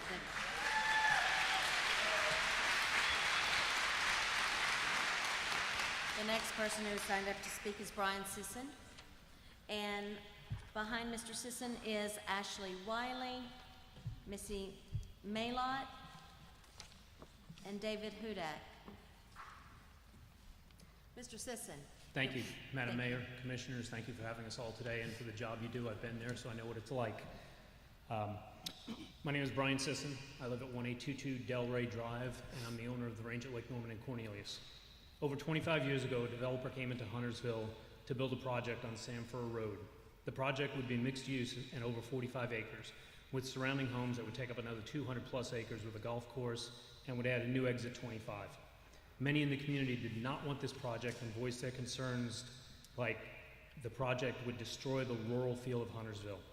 The project was ultimately approved despite opposition, and a couple of years later, after the project was built and running, the town of Huntersville gained nationwide prominence for this project.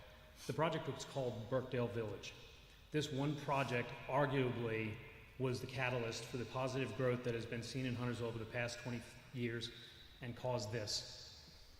With this growth, we have of course seen a significant increase in traffic and stress to the infrastructure. However, we have also seen major improvements to the infrastructure as a result of the growth.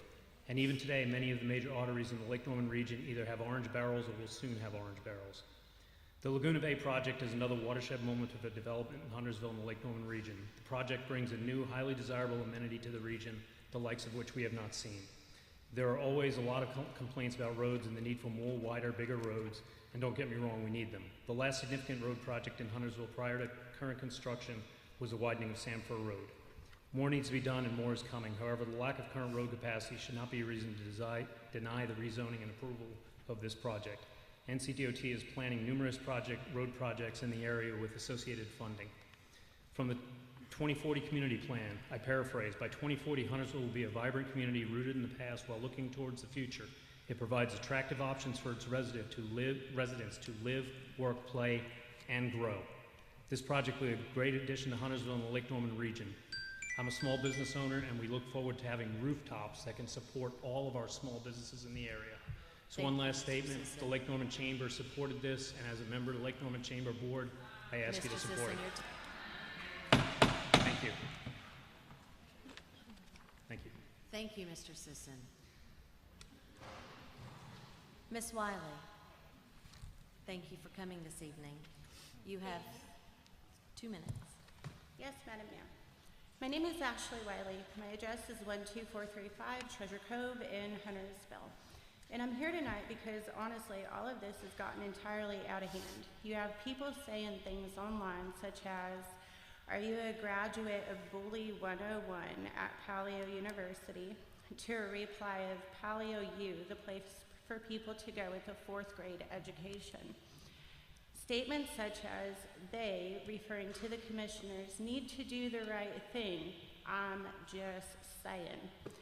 Comments suggesting that campaign donations were buying the silence of commissioners who were vocal about the development of downtown Huntersville, to further comments of stating that the family has been harsh to people who speak out against this project. However, the only thing that the family has asked was to disagree with the development, not attack the person. Disagree with the density, if you wish, but do not share their private addresses. To be concerned about the impact on schools, but not share the information to where their children attend the school online. To disagree with the development and the developer's proposed business venture is one thing, but to attack the person when you don't even know them is entirely different. He's been called greedy, uneducated, cruel, and he has spoken to a room of people yelling and interrupting him. He's had to defend his character and his children. He's had to defend his children's children, so his grandchildren, and his family. His family has been doxxed, which it's not okay, and there's been comments to expose him for the greedy person he is. I don't know him well, but let's expose him. I know he cares about our town. He cares so much that he doesn't need his name attached to donations or good deeds.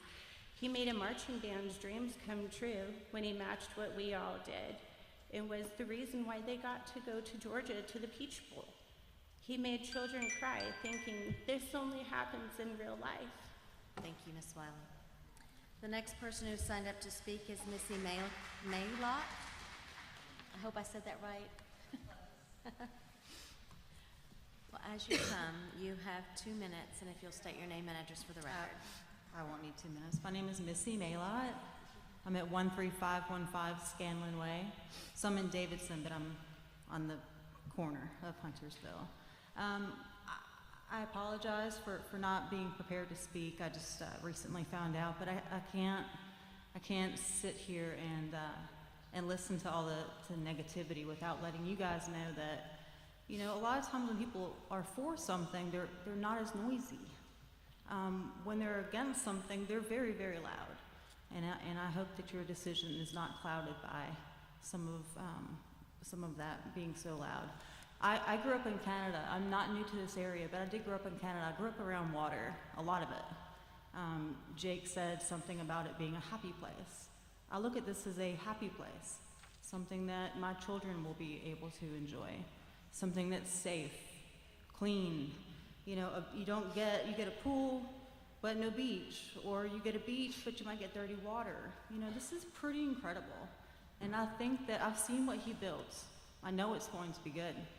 I know he's going to do the right thing. I can't speak on environmental factors or zoning. Other people are much smarter than me and they can do that. But I know that he's going to build the right thing.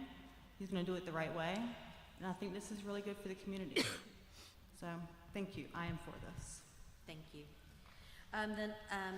David Hudak is next, and then behind him, Robin Hahn,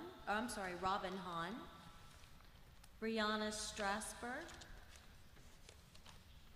and Sean, I think it's Bachman. Good evening, sir. Good evening. How you doing? I'm good. I hope you are doing well. I'm doing great. You David Hudak? Yes. And I don't have a dog in this hunt because I live in Mooresville. But the reason I came is because I saw this petition online and I saw some people in Mooresville that I was familiar with that were, kind of interested in it and everything. So I picked up the phone and called them. I said, what are you doing signing this petition, Because I didn't know until then that I knew the developer, okay? And when I was reading some of this stuff and saw what they were saying, I was like out of my mind mad, because I've known them people for a long time. Everybody realizes here they live here, and they've lived here for like 30 years or doggone close to it. I don't know, and they're going to be living right up against the property, so how scary could it be? A couple of things. I've been here 30 years. I started in South Charlotte. I moved out Brawley School Road. Did anybody live out Brawley School Road before they widened it? It was 8 minutes from my house to the interstate. Well, that was when there was no traffic. In the morning and the evening, it was 45 minutes when there was traffic. Somebody couldn't get here tonight. The meeting was at 6 o'clock. Of course you can't get here tonight. Anyhow, for 30 years, when I came here 30 years ago, Greater Charlotte had maybe 400,000 people.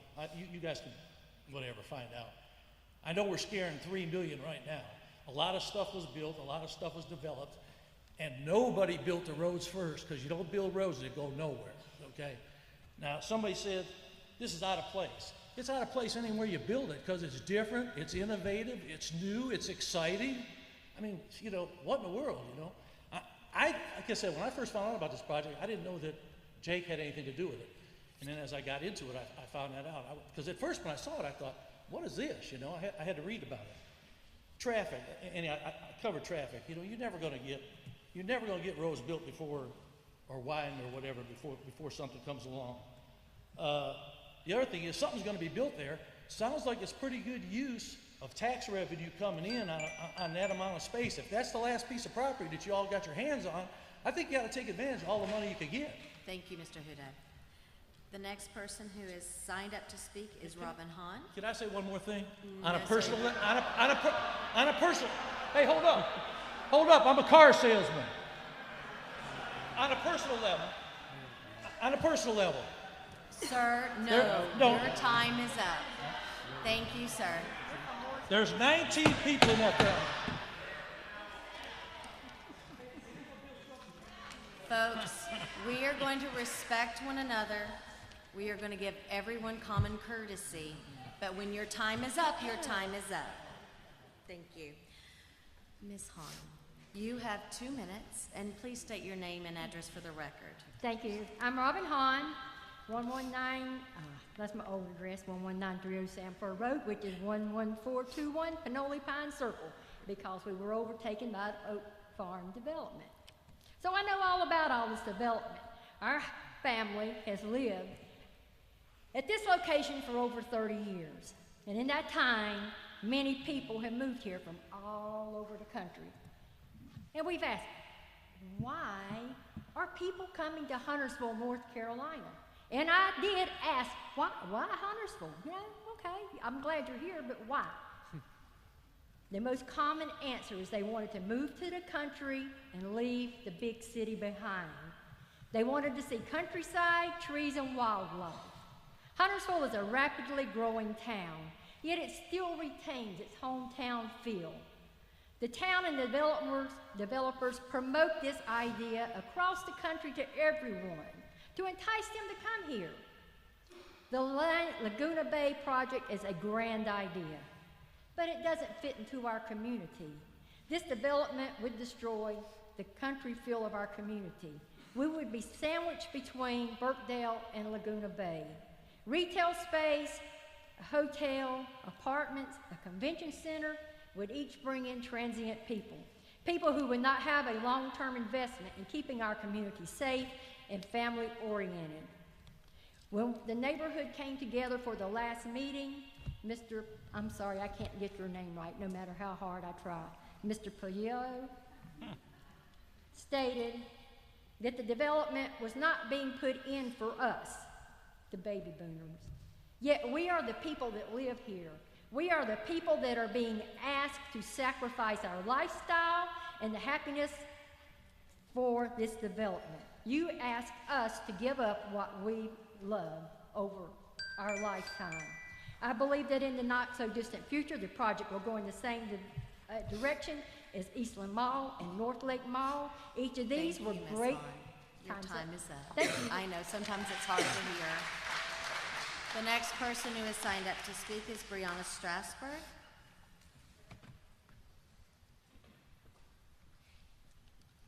Behind her is Sean Bachman, Kimberly Birch, and Stuart Heath.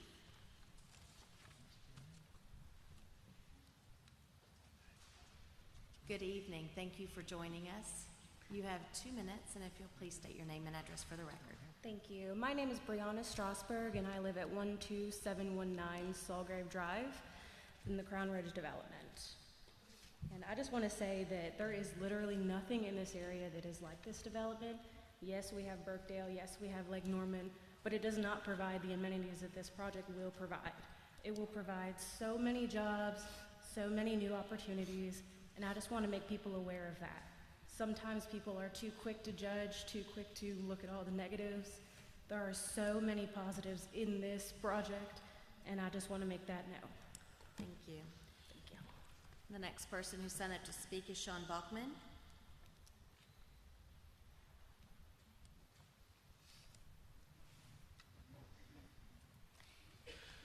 And if you all wouldn't mind, just so we don't have a lag, if Kimberly Birch could come on up, or is that Burton? That may be Burton. And I apologize for that. And Stuart Heath. Mr. Bachman, this is your time. You have 2 minutes, and if you'll state your name and address for the record, please. Thank you. My name is Sean Bachman, and I live at 12719 Soulgrave Drive. I want to thank you guys for letting me come up here. I've heard a lot of negatives about the project, and I personally just want to express my support. I don't really, I feel like when you hear a lot about something, it's more so the negative side. You don't really hear the positives, and all I'm really gathering from it is that people seem to be afraid of change in this area, and I just want to see a lot more growth and change. Thank you. Sir. The next person signed up to speak is Kimberly Burton. Ms. Burton, I'm so sorry I butchered your name the first time. No worries. I have bad handwriting sometimes. My name's Kimberly Burton. I live at 15555 Huntersville Concord Road in Huntersville. And I want to thank you for the opportunity to voice my opposition to the Laguna Bay project. I need to redo my whole speech because so many good points were already put out there. I don't need to repeat all of them, but mainly the scope and design of the project completely changes the Huntersville 2040 community plan, and it doesn't fit the NC 73 corridor plan. The plan says the land in question is zone rural and transitional rural. That means low density. I would argue that the words high density are not strong enough to describe this project. 1,100 residential units, a hotel, convention center, commercial use, and a lagoon, which is only going to be accessible if you're one of the residents or if you pay $10,000 to be the member. All of this jammed into 270 acres in the middle of what the people of the town deem should remain rural via the plan. My family is one of the thousands of people who chose to make a large investment in the community based on reasonable assumption that this plan would be honored. Our voices should count too. We do not want to make Huntersville Charlotte. The increase in the amount of traffic to the area will be huge. A convention center and hotel alone could bring so much congestion, let alone the residential traffic, and we just learned there's no traffic survey to be done. Mr. Polillo, in a CorneliusToday.com article dated January 12, 2021, stated that traffic is a way of life, get used to it. No, I don't want to get used to it. I moved to Huntersville for its charm, and there are already enough areas deemed high density. According to a Change.org petition, at least 5,000 people don't want to get used to it either. If you allow this project to be approved, what's next? Zoning is in place to make sure the community is properly balanced and that people know where they are making an investment. Sorry, I heard my time. Thank you. The next person who signed up to speak is Stuart Heath. And behind Mr. Heath, Miss Dawn Snow, Katie DeAndrea, and Gary Knox, and Brad Cleary. Mayor Bales, Stuart Heath, 14801 Black Farms Road. My property abuts to Keith's Family Farm, Westmoreland's, Heinz Feet Farm, and I'm some of the Virginia farm owner. I moved to Huntersville because I didn't want to farm. I know I'm not in rural Virginia, but we moved in '94 to Sanford. We left Sanford because we were concerned about the safety of our children. The project you approved when we opposed it for the Publix that got extended to have extension to Black Farms Road that came in after it failed the town plan commission prior to you being a mayor. I think you were the assistant at the time. We moved there on Black Farms to have a better traffic pattern for our children. You can't teach your children to drive aggressive and drive defensively when people run red lights. And you all know that if you live in our town. It's happening everywhere. So, we moved to Black Farms Road. The Westmorelands have been wonderful neighbors. We enjoyed having the blacks across the road from us. I was fortunate enough with my wife to buy 18 acres. We did that because that market on Black Farms allowed for that. The town for 2040 plan said, we're going to honor that. So I ask that you simply honor what you paid millions to do from the charrettes that you held. I was a commercial banker for years in this area. I know the market. You paid millions of dollars for that. Adhere to the plan. That allows for you to have less density. I believe it was, 340 homes versus over 800 plus all the other square footage of development. As we live near Black Farms Road and the bridge, I can tell you that any removal of this significant nature of the watershed has a negative impact on the bridge that hasn't been improved. I'll defer my time. Thank you. Thank you, sir. The next person who has signed up to speak is Dawn Snow. Ms. Snow, you have 2 minutes, and if you'll state your name and address for the record. Thank you. Dawn Snow, 8132 Evanston Falls Road, Huntersville. I'm here today to ask that you please deny the Laguna Bay rezoning for the following reasons. First and foremost, the planning staff has recommended denial for the long list of reasons, including the following. It's not consistent with the 2040 plan or the NC Highway 73 corridor plan, and it doesn't meet the density requirements to preserve the rural character and low density development consistent with the surrounding neighborhoods. The TIA requirements have not been met. Per CMS, it will likely result in overcrowding of schools. It will utilize 11% of the water capacity until 2050. There is no tree survey to mitigate tree loss and meet the minimum requirements to preserve trees. Parking lot, landscape, buffer, and building plans are not detailed and do not meet the minimum requirements as described in the planning staff report. Should these requirements be amended for a single developer? Secondly, the infrastructure along Highway 73 does not support this kind of density and traffic as we all know, on Highway 73 is already a huge bottleneck. How do we know, thirdly, how do we know that Laguna Bay will remain private? Given the high cost of membership, what marketing survey and studies have been done to make sure it remains private? What guarantee will be in place to ensure it will remain private? The reason I mention this is that the Balmoral Crystal Lagoon in Texas was supposed to be private, just like this one. However, after residents invested their money into it, the lagoon started offering public access, resulting in a host of problems. And lastly, most people in this area feel it is a bad project for our town that is quickly losing any semblance of being a town. Approximately 5,000 residents have signed this petition. There are just too many issues with this project, so I respectfully ask that you vote against the Laguna Bay Beach Club. Thank you. Ms. Snow. The next person who signed up to speak is Katie DeAndrea. Thank you. You have 2 minutes, and if you'll state your name and address for the record. Sure. My name is Katie DeAndrea. I live at 15525 Davidson East Drive. I am a resident of Davidson, and it is in the spirit of a neighbor that I come to before the town board to ask you to deny and concur with your town planning committee to deny this project in total. I moved to Charlotte in 2018. I grew up in a small bedroom community outside of Cleveland and spent 10 years in Chicago living in the museum campus area. If you're familiar with it, it's right near Grant Park, extremely dense. So I am no stranger to dense projects, insane projects trying to fit in a small space. But in that time, I was able to take advantage of public transit and walking. So if I was unhappy that Lollapalooza was going on nearby, I could go elsewhere within the town.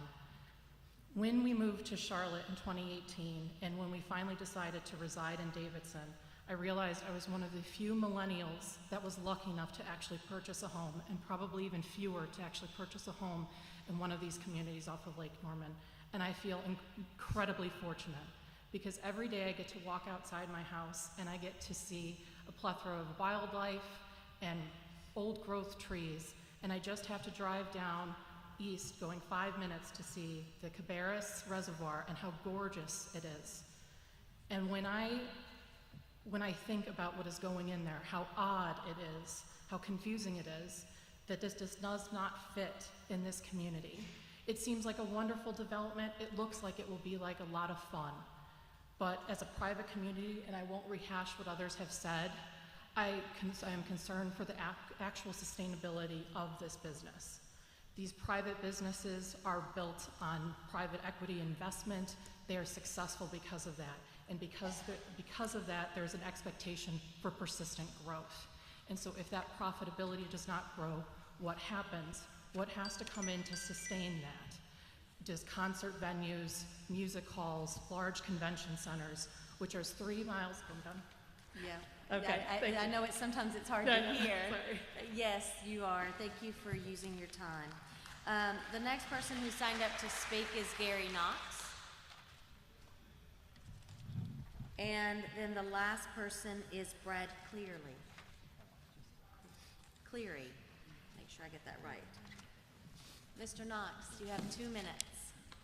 Well, Madam Mayor and Board, I applaud you for entertaining such a large audience this evening. I don't know if I'm more nervous because I've never had so many naysayers to my back where you're asking me to speak for only 2 minutes, but I'll try.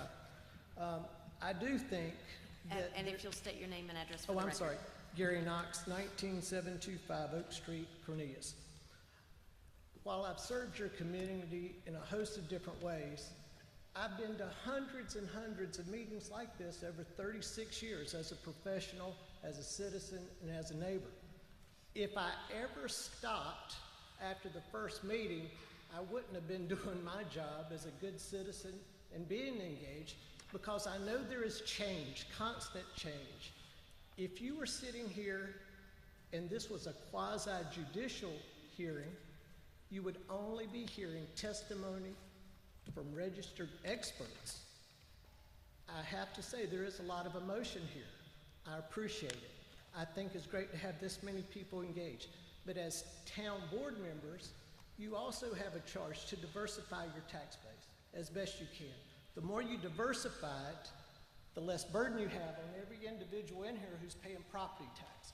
So do your business and run the financials on a project of this nature, because when you start talking about additional hotel motel tax, prepared food tax, beer and wine sales tax, etc., and a lot of that revenue comes from payors, not taxpayers, people who come in to spend their money here and then they leave.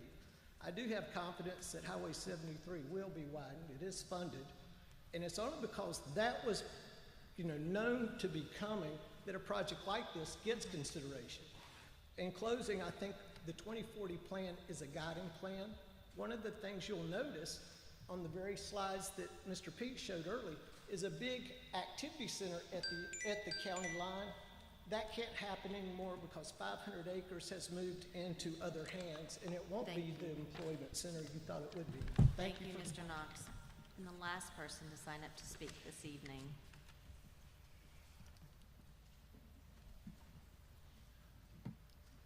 Mr. Cleary, you Evening, have Board. 2 minutes, and if you'll state your name and address for the record, and I hope I got your name right. Yes, and if I would have known I was following up the mayor, I would have wore a jacket. My name's Brad Cleary. I live at 18605 Boulder Rock Loop, Davidson, North Carolina.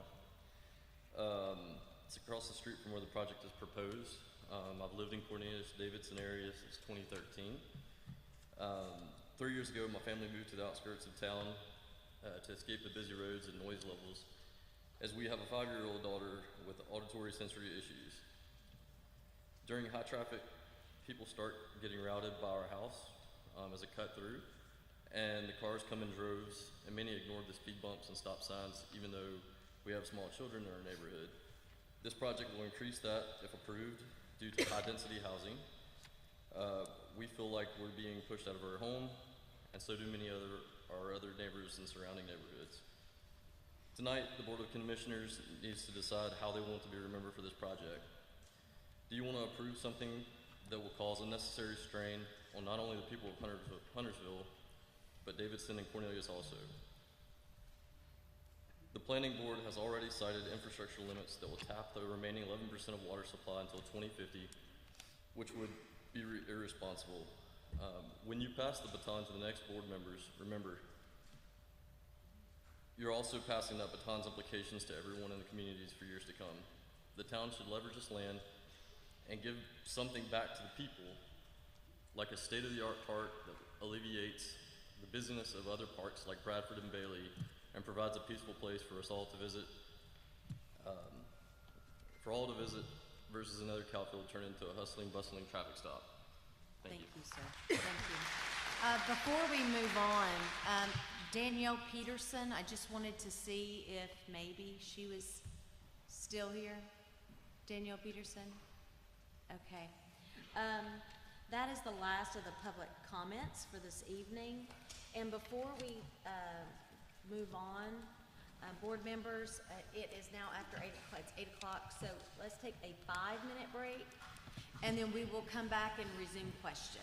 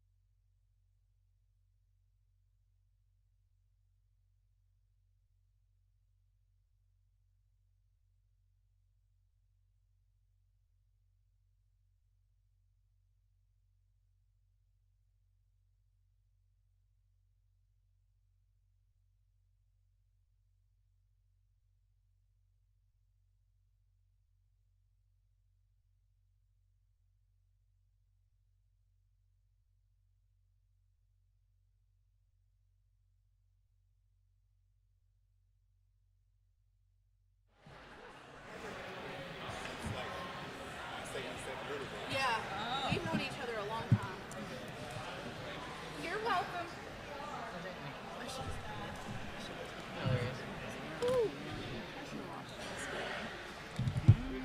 And I like when I do it. Correct, I forget the time. It's not like others. All right, we'll go ahead and call this meeting back to order.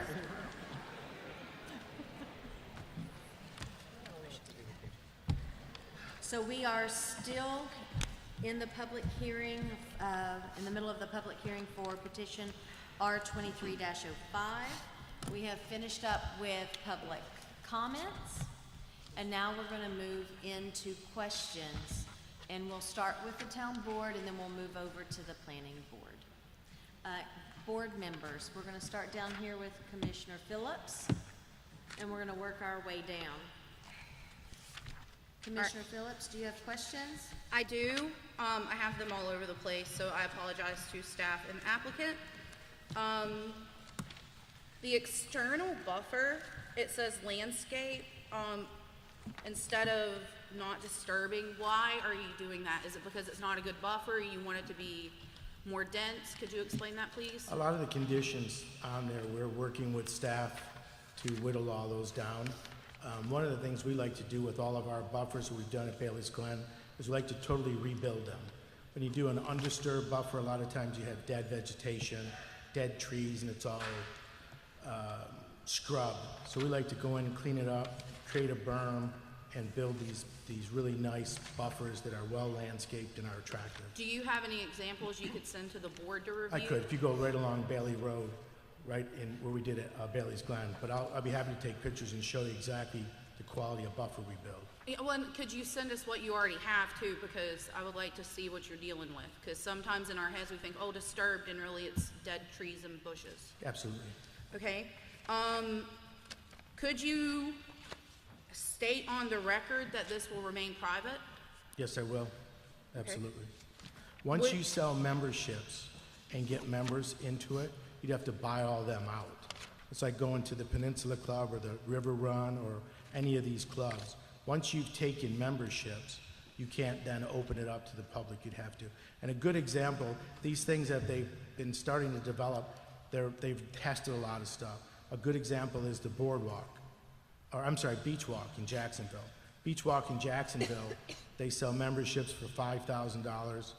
It's not as elaborate as the one we're building, but that model is where it stays private. But yes, it's going to stay private. And I don't mind adding that as a condition onto the plan that it must stay private. Okay. Would you be willing to kill the Willowbrook connection? Does that hurt your project? Does it help it? No, I actually like that. I like the idea of putting an emergency exit there, fence it across. Some of the residents have said it could be beneficial. So my position was, if the board will allow us to do it as an emergency access only, we'd love to do that. And then if the residents want to come back and petition the board to say, we think it would be beneficial to open it, then it'll be their decision to do that. But I'm a big fan of keeping quaint little communities without a lot of access. I'm not a big fan of all this connectivity. Once you do that, you open the door to cut-throughs, and it really hurts the community. But yes, absolutely. Okay, and you don't have to answer this tonight. Would you consider going to 3-story apartments instead of 4? You don't have to answer it, just keep that on the back of your mind. Madam Mayor, that is all I have for now. Thank you. Commissioner Boone? Yes, I'd like to thank everyone first for coming out tonight, and this is a public hearing, but I do have a couple of questions, Mr. Palillo. I've got several emails from probably many of the people in this room. I've got them on a spreadsheet because to kind of keep them straight in my mind. The date it was sent, the person's first and last name, if it was available in the town that they said they were from, and if they were for or against it. And then I had issues that they had, so I can kind of keep the issues straight in my head.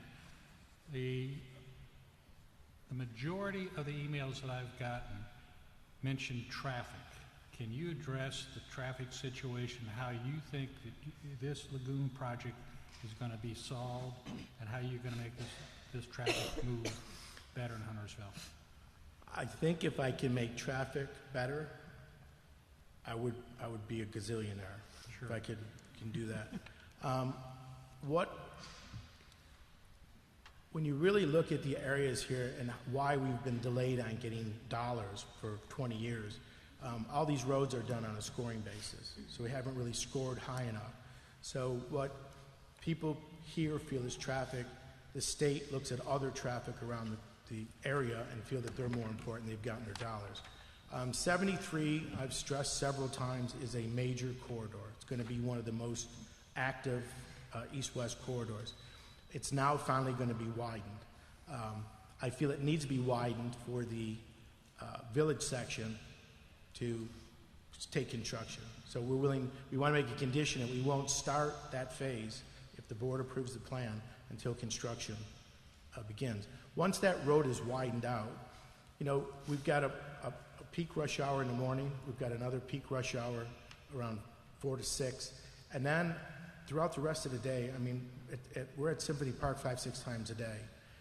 Yes, there is traffic, but it's in those heavy times. And once you get past like 6:30, traffic opens up. So I don't know. I mean, we need to widen the road in order to solve the traffic issue. Okay, thank you. And you said that you weren't going to be able to have the traffic impact analysis done by the time this goes to the board to be voted on. How that took place is that the town's traffic engineer said he was deferring all of the stuff to NCDOT. So we have to follow everything that NCDOT says. So the traffic study is $80,000. We've got about $850,000 already invested in this project. So what I came back to the town and said, hey, listen, because we've got all of this, I never thought we would face this type of opposition on something that I feel is this amazing. I said, I'm more than happy to do it, and since the town has deferred everything to NCDOT, put a condition in there that everything NCDOT says we have to do, we'll do. We'll do the traffic study after, if the plan is approved, and I'm happy to bring the traffic study back to the board. But at a certain, you know, at a point here, I'm going to be $1 million, $1.2 million into this thing with all these studies, and you know, we've got some opposition. We've kind of done some due diligence in the beginning to see if this was something the town likes. So that's really why. But we will meet every condition that NCDOT tells us they want on that. We've already done the scoping session, so we already know the scope of the intersections. Everything needs to be done. I'm happy to give you a copy of that. I'm happy to give you a copy of the invoice for $80,000 to do the study as well.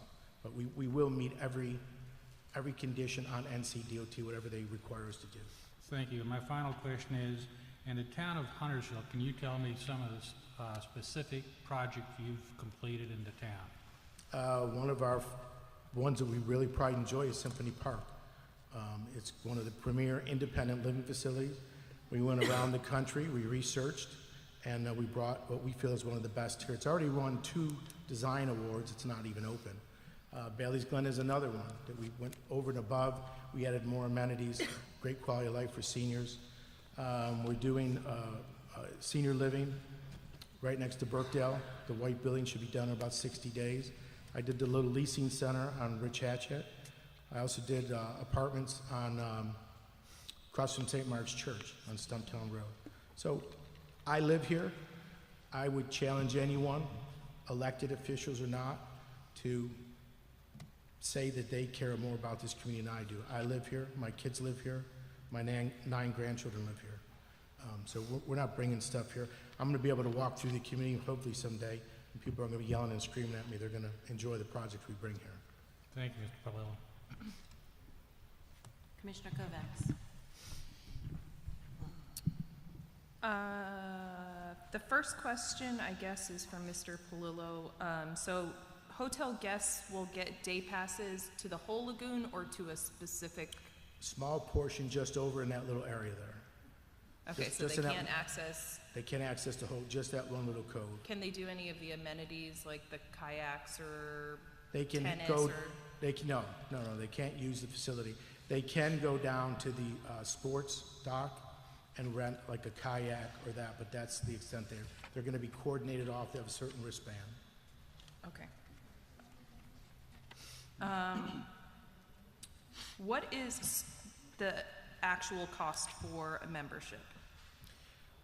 We're projecting between 5 and 10,000. I always like to tell people 10,000, so it's the worst case scenario. It's comparable though to where you look at like social memberships and stuff for say River Run, the Peninsula Club. It offers a lot more than a lot of these clubs. The only difference here is we've taken the golf course out, we put a lagoon in. That lagoon is $20 million just for the lagoon. You can develop a golf course for about $7.5–8 million for the golf course, plus the amenities. So that whole resort is about $50 million to put together. So it'll be 5 to 10 for the membership and then a monthly fee? That'll be a monthly fee, so we're projecting $200 for a single, which is about $6.50 a day, $300 for a couple, it's about $10 a day, and $500 for a family of 4, which breaks out to about $16.50 a day. So when you compare it to traveling somewhere or, it's a lot better value. Even Northstone Country Club is $5,500 a year for a golf membership. So it's not out of line. And once they see the value, I think it's going to be in high demand. Will you have security on staff? Absolutely. In just the lagoon, or what about like the retail? No, the whole retail. The retail component today has to be built with in-house security. Any type of development today, they're factoring security into their CAM fees and everything else. You've got to police your own. And I also live right directly next to the parking lot there. So my family, 5 of my children and brother live right there. So I'm putting this right next to where we live. Made a major investment in homes there. So again, I wouldn't bring this here and put it next to my kids if I didn't think it was proper. Will you have any medical personnel on staff, nurse, medic, anything like that? The that you lagoon will. employ? The lagoon will have lifeguards. It'll have medical people. I don't know that we'll have an EMT at the village itself, but we will have security there. But yes, the lagoon, when it's up in operation, we'll have lifeguards, EMT there, someone who's trained in watching that. Sorry, I have a lot of questions, y'all.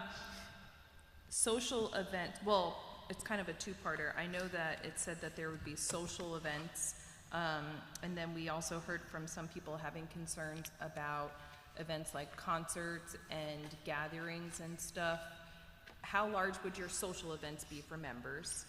So a social event at the club is basically like a 4th of July picnic or a barbecue or a Labor Day event or a Memorial Day event. It's not a rock concert. Nobody wants to be in that type. It's more community gathering. So what the club is, it's, you know your members, you become friends with your members, and you'll have those type of social events. We might do like movies on the green, where at nighttime we'll have a big movie screen and they'll come out there. Or like a flick and float where we put one up close to the lagoon. Those are the type of family, community events we're going to have there. On the village side, the events we'll have there will really be on the green. Like I'm sorry, not the green, the square. So one of the things I've always enjoyed is like sidewalk entertainers. So we'll have certain designated areas where if someone is a soloist guitar, where they open up the guitar case, or different events like that. We have this big square where people can come and gather and hang out. And when you go to Europe or Paris and stuff, when you're walking through all the plazas and the squares, it's that environment, that feel. You're not just going there to eat. You can go through a drive-through and eat. You're going there to spend time and enjoy.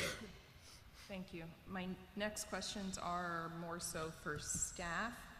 I guess the first ones are for you, Ms. Sloop. Kind of based off of what Commissioner Phillips said, if Mr. Polillo has stated that this would be a membership only, if this were to be approved, can that be part of a condition that it will remain an annual membership only? If he's willing to agree to that, then yes, as part of the conditional district rezoning, that can be included in the notes as a condition. What about somehow avoiding the use of people who purchase the properties to avoid using Airbnb or products like that? That's already done. That'll be in the HOA documents, and I'll put that again as a condition. We don't want that. Okay. Would you say that into the microphone? That's already a given. We don't want Airbnbs. We don't want short-term rentals. That'll be a condition under the HOA documents, and I'm more than happy to incorporate that into any approval that there is no Airbnbs. Okay, thank you.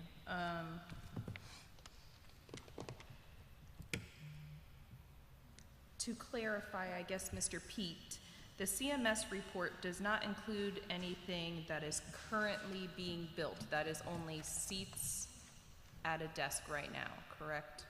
That's correct. They're identifying the 3 levels of school, their current capacity, and then they project forward based on the unit numbers. Okay, so, and we have, I think I heard quite a few projects open that feed into those area schools that are not being accounted for. Say that again. There's a few projects that are currently going on right now, so those project numbers are not being put into account in this report we have. Do you mean private development or school project? Private, sorry. They have a regular tally of where their school systems are. I don't know the date of, in fact, I take that back, it's in the report. It says as of X date. And then from that point, whatever has been approved, and we send them any of the rezonings that we do, that would be in that account. Gotcha. But would there be something No. perhaps not on there? No. No? I'm not sure about that. I don't think that CMS takes, so there's 11 projects around where we're developing. So I think when they do the report, they take our project and they say what kind of impact our project will have on it. I don't think they keep a scorecard saying, well, there's these 11 projects, so if we add those and this, this is what it'll do. I think they give it to you based on a project by project. I mean, if you read the report, it says the following data is as of the 20th day of 2022-2023 school year. My understanding has always been of those reports is that's what's existing as of the 20th day of that year, kind of students and seats. And Which that's what I fluctuates a lot. was trying to explain if I didn't confuse you. In other words, anything that is circling around that date, it might not, it's probably not in there. Okay. But we could have a project that's on the books for that's been approved, that could be sitting there for 3 years, and that's not included in these numbers. Correct. Account's closed. Could be. Okay, thank you. And Mr. Pete, to clarify, you said NCDOT is starting on right-of-way acquisition for the road project? Yes, that's our understanding. 23, 24, and then beginning in 26, 27. Okay.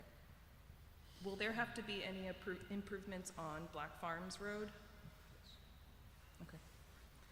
I'm done for now. Just one note, I own a piece of property on Sanford Road, and NCDOT has already sent me a right-of-way, and they're buying the right-of-way from me, so it's already in the works. Commissioner Kidwell, you have questions? Few questions, just a couple statements, but first of all, Ms. Palillo, I've known you for quite some time, seen a lot of your projects, and they've been good projects, and I do want to applaud you. This is an out-of-the-box project. This is not something anybody else has thought about in the area. I like out-of-the-box thinkers, just want to tell you that. My concerns is not on how you're going to run the business.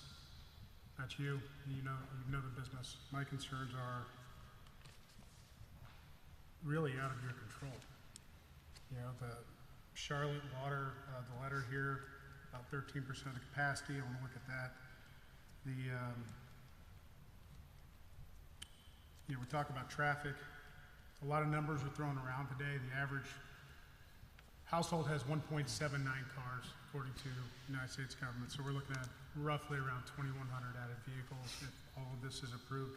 But again, it's 6 years down the line, potentially. And NCDOT is starting to buy right away, but they are way behind. We had a meeting with NCDOT just a couple weeks ago, and what they're presenting, the Super Street concept, is going to require a lot of land on both sides of 73, and it's going to be a lot of U-turns involved. Keep that in mind. I know you're talking about having a trolley across 73.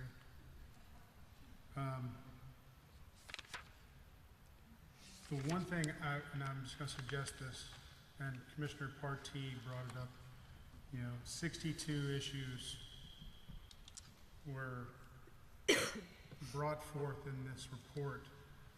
Of them, the town had recommendations for somewhere around 21. I would say between now and to the planning board and then back to us, work with the town to see if we can narrow those down. We've already got meetings scheduled with that, and a lot of those were a lot of notations that notes were missing on the plan. So there's about 12 different modifications that we're going to request. So yes, we will get that totally under control. And I will say just a personal reference, I do like connectivity. And this board a while back voted against connecting a neighborhood to a full rental neighborhood, and thought that was a mistake. And so I understand that if moved forward, if this Willowbrook subdivision doesn't want to connect it, precedent has been set. And I appreciate you willing to work with them, and then we'll get to you on that. My fellow commissioners have asked some other questions, but I'm going to point out a couple of things. And this is not a dig at you or anybody else, but when I hear a chamber, well, let me just say, I've never heard the chamber not endorse anything that's going to bring money to them. So it's like asking a kid, do you want ice cream first for dinner? They're going to say, oh yeah. So, and we received an email a while back that the chamber endorsed it, and I appreciate the chamber weighing in, but I'd also appreciate them waiting until this board has time to hear the presentation and review it before weighing in.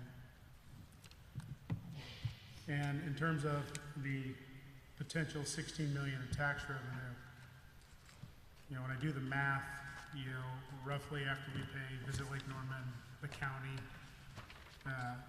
that 16 gets dwindled down for the town of Huntersville to about $5 million. Just how taxes work. Again, not your fault. That's just because Mecklenburg County takes the bulk of it, and Visit Lake Norman takes 28% of it. That's the state statute on that too. And schools, to be clear, and I think we've clarified that, they don't base numbers until they have the CO. Now that certificate of occupancy is in their hand, they don't base the numbers. That is the state's fault, because the state won't change the way schools project. If the state would do their job and allow schools to use projections, I'm sure CMS would want to build more schools up in here to alleviate the overcrowding. And that's all I have to really say right now. I'm looking forward to hearing the rest of my commissioners, reviewing all the notes I've taken tonight. Thank you for the presentation. I thank staff for the presentation. And I want to thank each individual that came out tonight to voice their opinion. Good or bad is neither relevant to me. It's that you came out here and you actively participated within a government body. So thank you. Commissioner Partee? Thank you, Mayor. Mr. Palillo, to date, your Laguna project, as per our planning department, does not comply with the zoning ordinances, and there are 62 issues that have to be addressed. The timeline that you have now between this hearing and the planning board is very short window. What issues can you address and correct now and before it comes before the planning board? Because, as you know, our planning department has recommended that your petition be denied. Yes, I understand that. I think we can address all of them with the exception of the modifications that we'll come back and ask for. So there's so out of the 62, I think we can address all of those, and then we're gonna have a list of modifications that we're gonna require. Reason for asking for the modifications, this is a unique project. So it doesn't kind of fit in the box of a lot of your traditional zoning things, so we will ask for them, but it won't be no 62. Quite a few of them are just a lot of notations like parking lot buffers, trees in the parking areas. So my engineers are here. They've already been talking with planning staff. I think we're going to meet Thursday and kind of go through that entire list so we can get everything back to the planning board prior to do that. And the other thing I would like to comment on is kind of staff's position in all these projects we've done. They don't really have the ability to say, hey, I love this project. In other words, they have to make a recommendation based on the rules that are in that book. So when you don't meet all of those rules, they can't come in and say, well, you don't meet 62 requirements, but we support this. So they're saying they can't support it because it doesn't meet the requirements, but it's up to the board to do that. Now, it's the same situation with Symphony Park. Symphony Park didn't fit all the rules. We asked for modifications, and then the board overrules it. But we're not going to really be asking for any modifications that are so bizarre, unique, that would harm anything in the town. But we will have that addressed. Thank you, Mayor. That's all I have. Thank you, Commissioner Forte. Commissioner Munger. If at any point anyone wants me to stop, just let me know. Jake, I have 59 questions. I'm ready. All right. First and foremost, I just want to make a general statement about the highways in this town. We all hate them. We absolutely despise them. What I would suggest to you is pick up the phone and call your state senator, call your state representative, and tell them to start funding our roads in a more adequate manner.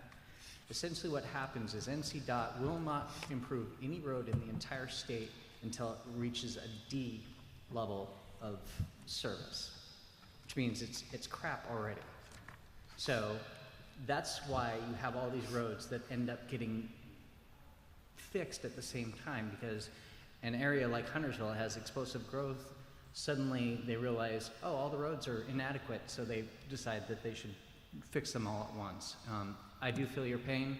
I've been on the roads. I get stuck in that traffic. It sucks.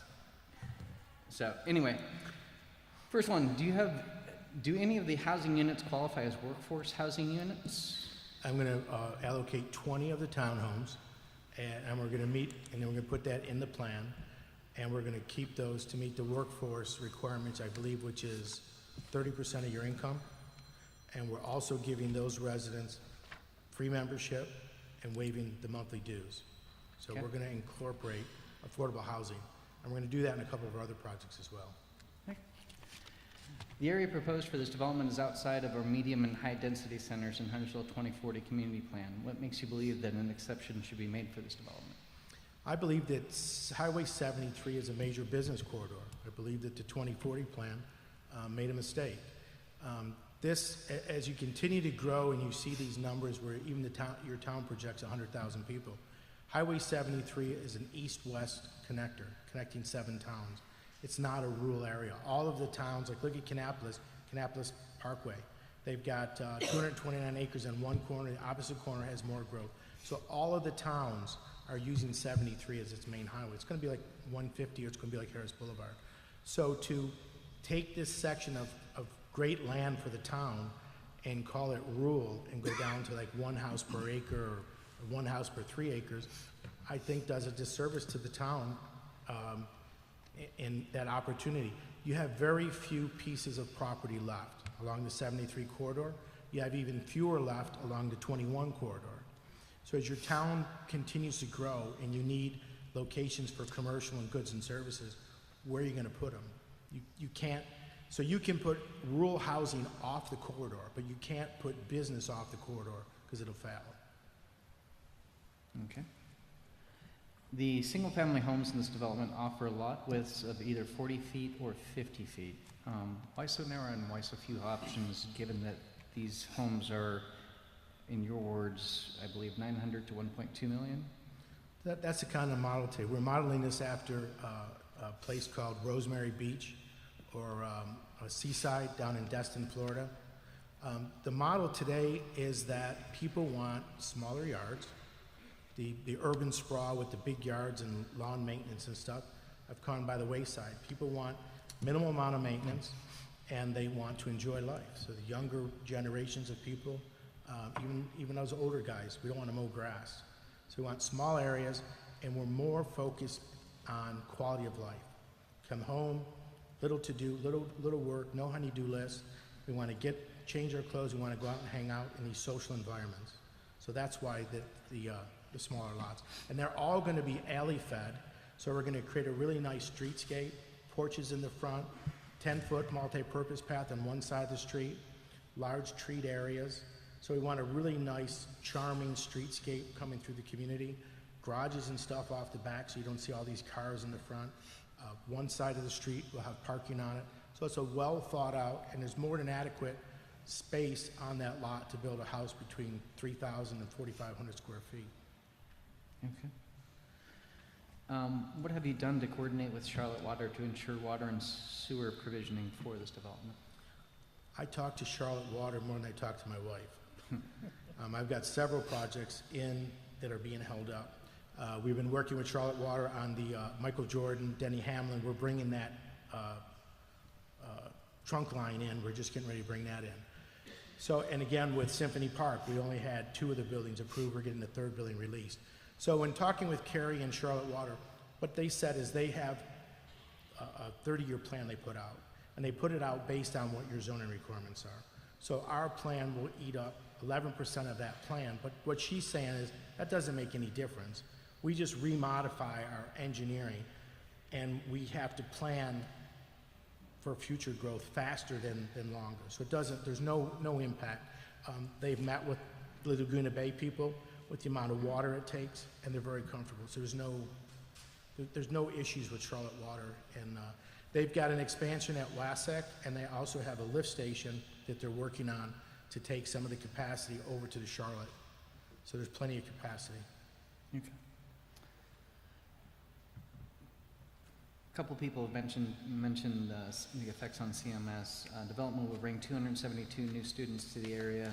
Have you taken an opportunity to discuss this with CMS to see if any remedy could be found to assist with these already overcrowded schools? I've dialed that phone number on the CMS form about 500 times. No one picks it up. I've tried to get more information on them, and yes. I'd be happy if anyone can coordinate a meeting to sit with them, but I can't get anyone to pick up the phone. Okay. We can reach out to our CMS commissioner. Definitely do that. And this was kind of touched on, so it might be kind of a similar question, but you're currently indicating that 1,500 memberships to the country club will exist or will be sold out. Under what circumstances could that number change? The model says we can have about 2,000 memberships. What we want to do is go with 1,500, see what the capacity is. The one thing you don't want to do is sell someone a membership and then it's too crowded where they can't enjoy the time. Then they get upset with you. Mm-hmm. If anyone's familiar with Lifetime Fitness, Lifetime Fitness is now in the market. They're in Ballantyne. They've been looking for a location up here. They're about an 80 to 100,000 square foot facility. They charge $219 for a single membership. So we know that our cost model works. And the thing is what will the market bear? Will it 5,000 membership? Is it 10,000 membership? That's what we really need to see. But we don't want to oversell it. We want to be able to go to 1,500. If the capacity in the community is comfortable and flowing, we'll add some memberships. If not, our model works at 1,500 members. Okay. If an individual lived in this development, would they automatically be given a membership? No. It's like any other community. You'd have to buy a membership. So if you live in Similar River Run, country club? Country club, exactly. Okay. How do you enforce not allowing someone who might live on the edge of the lagoon to not enter that area? Everything will be fenced off. So the perimeter of the lagoon will have a well-landscaped, 6-foot high, iron fence. It'll have cameras, it'll have all sorts of security. So it's not open where you can just walk into it. It'll all be coordinated off. Okay. How much will this total project be valued at? When we run the numbers, about 860 million, the way we've run it. We're looking at about 250 million on single-family homes. We're looking at the apartment project to be about 90 million. We're looking at the townhouses to be around 120 million. The hotel itself will be 100 million. Convention center is going to be about 10, and that mixed-use component is going to be somewhere around 150 million. Okay. So that's how that comes up. And then we also have our model based on how we're projecting sales tax revenue, hotel revenue. So those numbers are on the conservative side. When we really run our model, it's about 17.6 million of taxable income. One of the things with that valuation, I struggle to understand the hesitancy to spend $80,000 on TIA. With the TIA, it gives a better understanding of exactly what that impact is. It gives planning board the proper guidance to understand what that overall impact is. It gives this board the overall understanding for what that impact's going to do. So I would urge you to rethink the process on spending that $80,000. I know it's a fair amount of money, but this is a monster project and it's going to be a significant impact. We need to have all of the possible details to understand to make a good conscious choice. I'm in about 860,000 right now, non-refundable money. I don't have any problem doing that, and I don't even have any problem if it's approved with a condition to bring that study back, and then you can rule on that if you want. If the NCDOT says to do X, and you feel you want me to do Y, I'm willing to do Y. Right. But because of the size of this, normally a traffic study is like $12,000 or $15,000. Sure. But because of the size of this project, everything is in the hundreds of thousands. And if we didn't have all the opposition, we were going full, we felt good about bringing this. I never thought that we would have the type of media fanfare and stuff that we have, because truly we believe it is outside the box, but that's the beauty of it. Brookdale was outside the box when he came here. And then he became the model for the country. Developers around the whole country came here to view Brookdale, to duplicate that model. And we've looked at the lagoon model, and we've created our own concept that we're going to incorporate. And we just think that, this is something that is going to be a valuable piece. It's going to be the pride. I believe you're going to be as proud of this project as you are of Brookdale. Just understand it's part of our process, and that is what we try and follow is a process. And with a step missing from the process, it makes our decisions more difficult. I understand that. Urban space does not meet requirements. What revisions are being made to address this issue? And you can feel free to bring your... I think that some of the areas that we're counting, if you want to come up, Paul, some of the areas that we're counting as urban open space, like some of it in the rear of it, they're saying it doesn't meet that. So we're working with the town. You want to comment on the urban open space? Of course. Sorry, Paul Pinnell with Urban Design Partners. I feel like Assistant Mayor Bellwether in Zootopia. Those of you that have kids know what I'm talking about. So we're working through a lot of the code minimum required items that are within the zoning ordinance.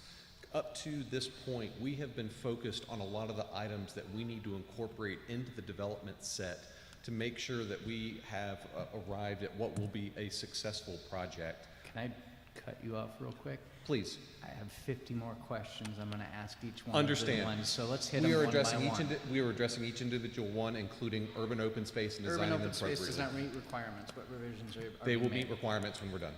Okay.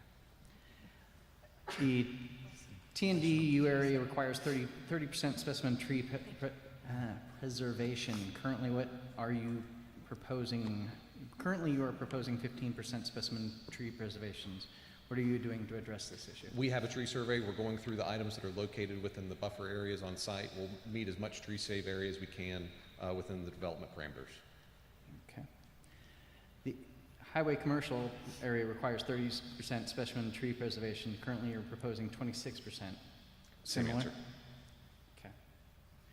External property buffers are to be 20 feet wide and should be labeled as undisturbed. There's at least one instance where this is not the case. What are you doing to address this issue?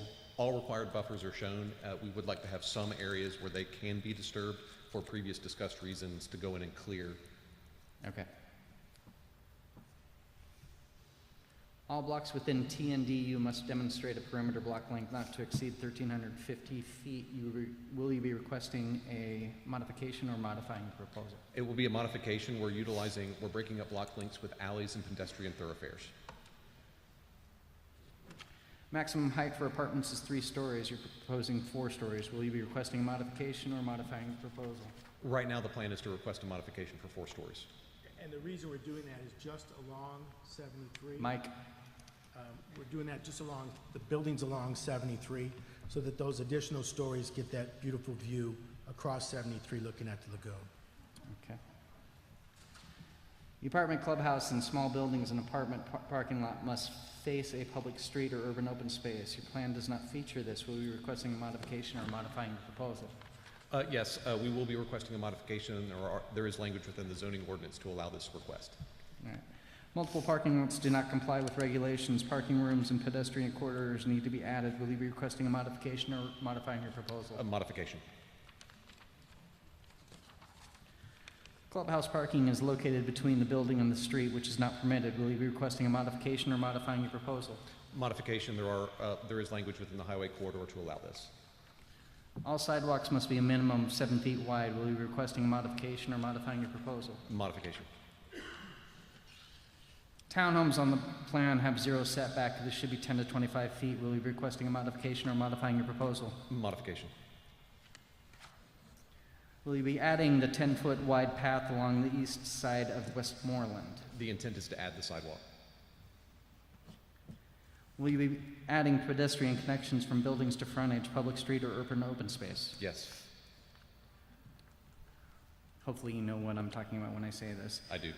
Road 9 and blocks 10 and 11 of Road 6 exceed block length limit of 500 feet for TNDU and lack traffic calming measures. Will you be requesting a modification or modifying your proposal? We're breaking up block lengths with alleys and vehicle tables. So it'll be a combination of a modification, but also utilizing the planned development to break up those block lengths along those public roads.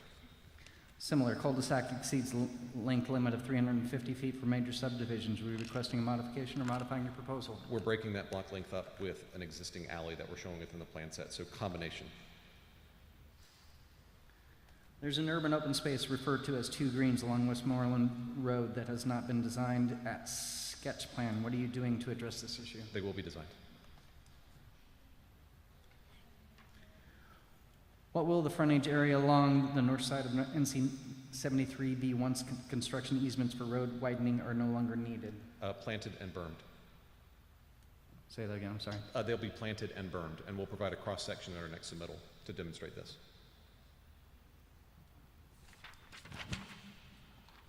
Again, anyone can stop me at any time. What is the overall plan for tree canopy save percentage? We were showing 0%, which is the code minimum requirement. On our next submittal, we'll actually be showing what tree save we're actually showing on the plan set. We were just showing code minimum. 0% for the entire area? No, let me provide some clarification. Please. We were illustrating and noting on the plan set what code minimum was required within those zoning areas. 0% is what code minimum is. But when we resubmit, we'll be showing a greater percentage of what the actual tree save area that we're incorporating into the plan set. Does that make sense? So the part that confuses me is I probably understand that for the highway commercial. I believe that is 0%, and I'm looking for a nod from Mr. Pete. And the area that would be in question would be the area across Sam Fur that would be your apartments and your condos and the single family homes, which I believe would fall into a different zoning classification, and that 0 is no longer the case. That would be the TNDU. TNDU. So the TNDU, you are looking to meet the minimum? That is correct. Staff is recommending a 40-foot buffer along external borders to appropriately transition from abutting large lot single family to this project. Is this something that you are willing to do? We'll be providing the code minimum. So not the 40-foot? Which is 20 feet, yes. We'll be providing what's You'll required be under the 20 feet. Yeah, we'll be providing what's required within the ordinance. Staff is recommending adding a stub to northwest adjacent property as an extension of cul-de-sac. Is this something you're willing to do? No, we will not be doing that. Staff is recommending providing on-street parking on both sides of the street abutting townhomes. Is this something you're willing to do? We will be doing parking on one side of the street, I believe. So no. No. One point on that is the townhouses are designed to have a two-car garage and 2 parking spaces off the alley. So there's more than adequate parking. That's one of the pet peeves I have, is I don't like to count the inside the garage as a parking space. So the setback allows 2 parking spaces on the paved area, plus you could put 2 in the garage, plus we have on-street parking on one side. All buildings must front either a public street or an urban open space. Lagoon and accessory buildings are amenities that are not urban open space. Will you be requesting a modification or modifying your proposal? So it'll be a modification, but we believe that the lagoon is urban open space. I'm sorry. It will be designed as urban open space. It'll be a modification. We'll work with staff on that. Okay. A berm has been discussed along NC 73 and Westmoreland Road, but does not appear on the plans. Will you be implementing this in your plans? Yes. Staff is recommending a buffer along Westmoreland Road and Road 9 where the sports fields are located. Is this something you're willing to commit to? Yes. Your plan indicates 140,000 square feet of retail. Do you have a breakdown of how that will be allocated? And that probably is a complicated question. How 140,000 square feet of retail will be allocated? It's part of what the staff That's has a asked question. to get a better understanding of We'll come what up we'll with, we'll have come there. up with a formula on that on the first floor of those buildings. We'll come up with some idea. The 2-story buildings have, the 4-story buildings that's part of the village have the retail on the first floor. And then those red buildings have first floor retail, and then the second and third floors are condos. So we'll get you a breakdown. Okay, thank you. 100% attached residential units are only permitted in HC zone, highway commercial, with special conditions. What are your special conditions to comply with this requirement, or do you intend to request a modification? A modification. The retail apartment buildings and condo buildings have large setbacks from public right-of-way. What type of streetscape is proposed for this area? We'll be following code minimum zoning ordinance requirements.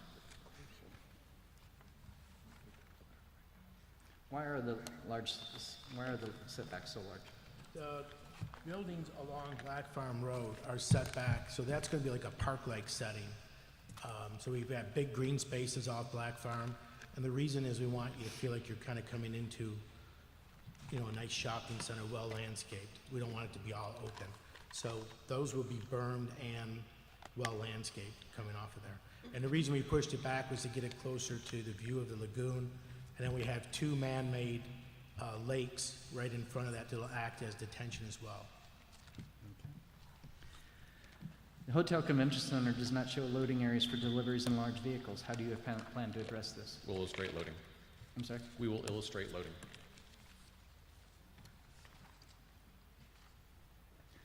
Do you anticipate holding large events at this location, conventions? It's only 35,000 square feet, so, you know, we're gonna have medium-sized conventions, gatherings. Give me a number. On how big of a convention? How many people? Probably no more than about 500 or 600 is all it'll occupy. Because it'll have several different meeting rooms. It's not one big, it's not like the Charlotte Convention Center, which is about 100,000 square feet. It's just like 1/3 of that. And then we break it up to meeting spaces and offices. It'll accommodate a nice banquet of about 500 or 600 max. Relating to that, how will events set up be accommodated Event setups for like banquets and stuff? for these 500 to 600 person convention? We'll have it set up to where we have storage rooms in there to where we can bring tables out. And a lot of the catering will be, you know, taken care of through the hotel restaurant. At what point do you believe that you will have a complete sketch plan? Sounds like we're missing 2 plazas between the condos. I'm sorry, when you say a complete sketch plan for, From what I'm understanding, you were missing 2 plazas between the condos.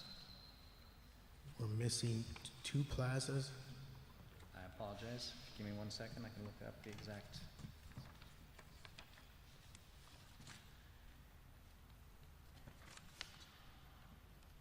specific question is, all open spaces must be designed at sketch plan. 2 plazas between the condos must be generally designed to illustrate ordinance compliance and for possible merit of ordinance modification. Or is it a So modification? those are the request? open courtyards and stuff, I think we have that, don't we? Yeah, we'll be designing those to meet ordinance guidelines. Okay, so no modification? No modifications, we'll just be designing them in our next submittal, yes. All right. I'm on question 40 for those of you counting. A 6-story hotel is proposed in the highway commercial. This requires a SUP. Will you be pursuing this as a SUP process, or do you have an alternative plan? No, it would be special use permit. And again, those are the components there. If the board wishes to pull those, we're open to that. So, yes, be 5 stories of rooms. The 6th floor will be a rooftop bar and restaurant and a banquet facility. And again, overlooking the lakes and the lagoon. Okay. Again, hopefully you know the numbers here. Portions of the block for Westmoreland Road, Road 14, and Road 9 exceed block length limit of 800 feet for major subdivisions. Will you be requesting a modification or modifying your proposal? Modification. Staff recommends shifting the connection south to align with the health parcel, as there is greater future redevelopment potential based on parcel size and frontage along Black Farm Road. Is this something you're willing to commit to?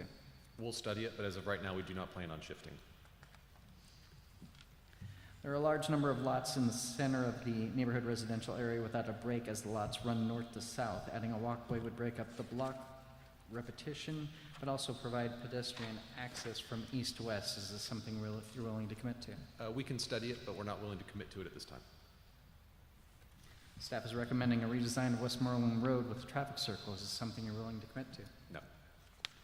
Staff is recommending a redesign of the stub to Willow Grove Way, Willowbrook. Is this something you're willing to commit to?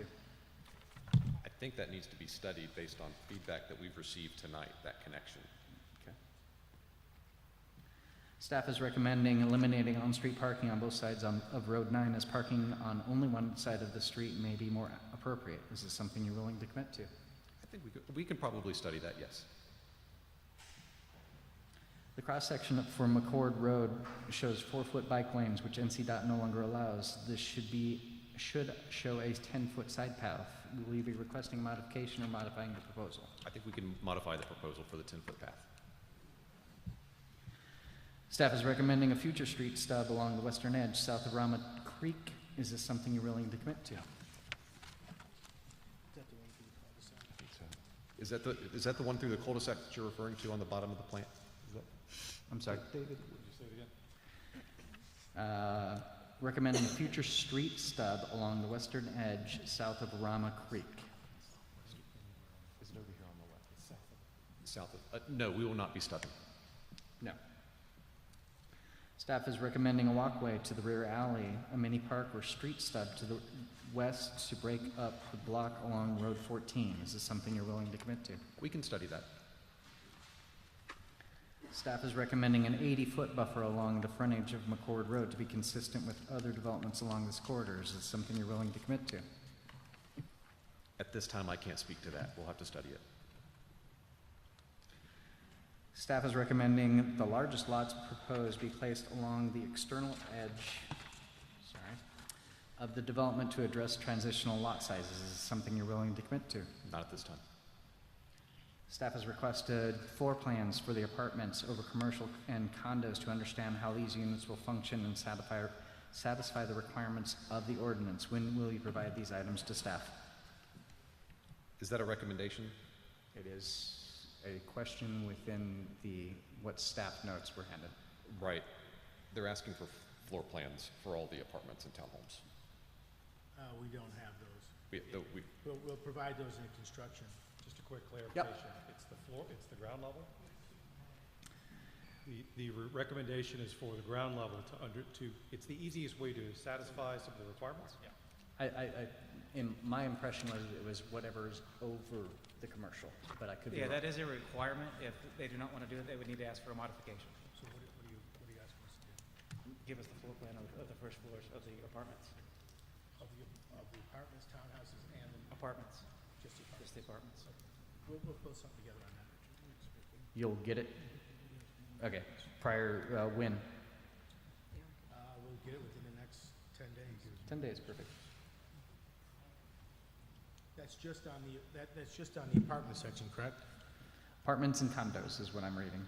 So then you need the retail layout for the commercial buildings. Sounds like it. That one's not gonna be possible to get. I'm sorry? I said that won't be possible, but we can put a condition on that we bring that back before the board to approve before we start construction. So you would be open to us placing a condition on the actual layout of that building prior to any construction of that building? Right. Once we have it, we'll bring it back for Staff has requested a phasing plan for this project. Will you be able to provide this to staff? Yes. Staff has requested the location of mail kiosk. When will you be able to provide this to staff? Prior to our next submittal. Staff has requested garbage collection locations for the hotel convention center, apartment and condo locations. When will we be able to provide this to staff? Prior to our next submittal. What percentage of the impervious coverage allowed? What percentage of the impervious coverage do you have proposed? I do not know at this time the exact percentage of the impervious coverage, but I do know that we have done engineering calculations on the impervious coverage that we're proposing, which has dictated the size of the ponds that we're showing in the plan. Okay, so you're within we're close standards. to where we're close to where we need to be. Okay. Have you taken into consideration the upcoming improvements to NC 73 when developing the plan for this development? Yes.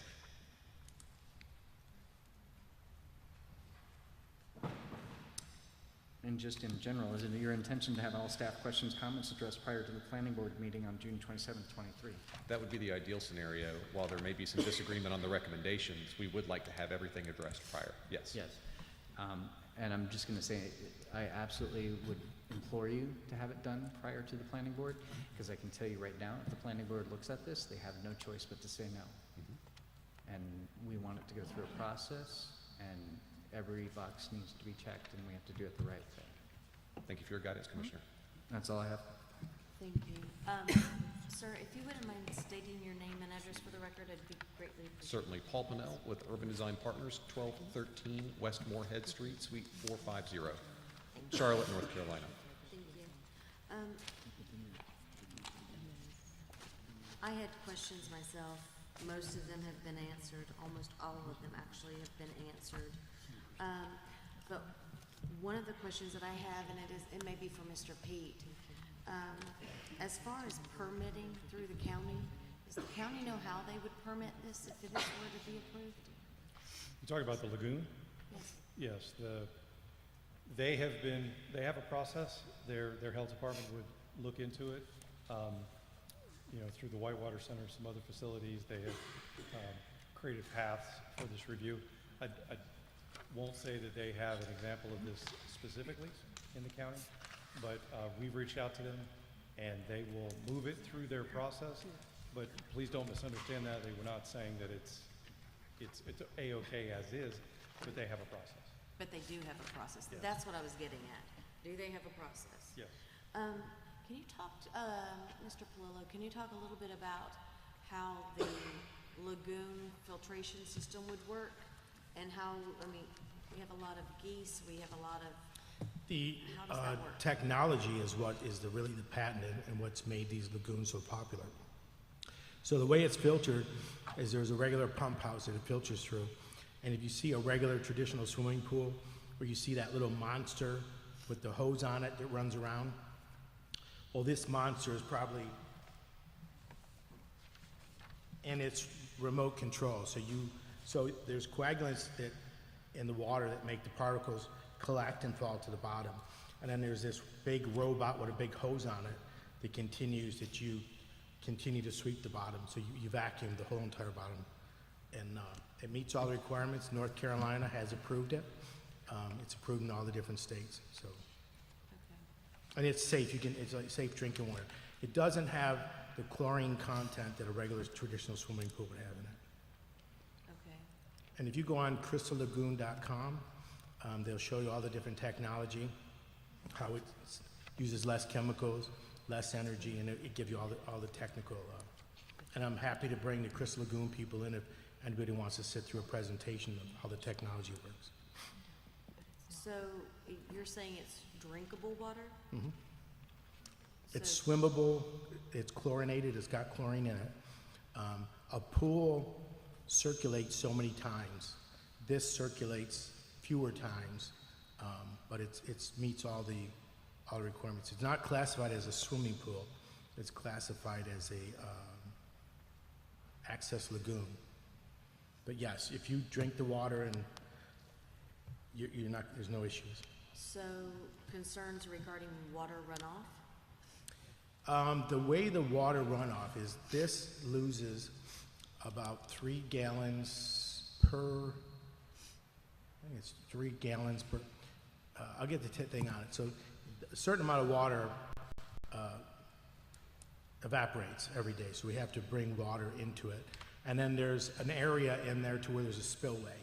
So if you get a heavy rain to where it's designed so that it'll accept X amount of rain, and then if you had this, monsoon rain and it was to spill off, it has to spill into a holding area, go through a filtration system, and then it can go into the stream.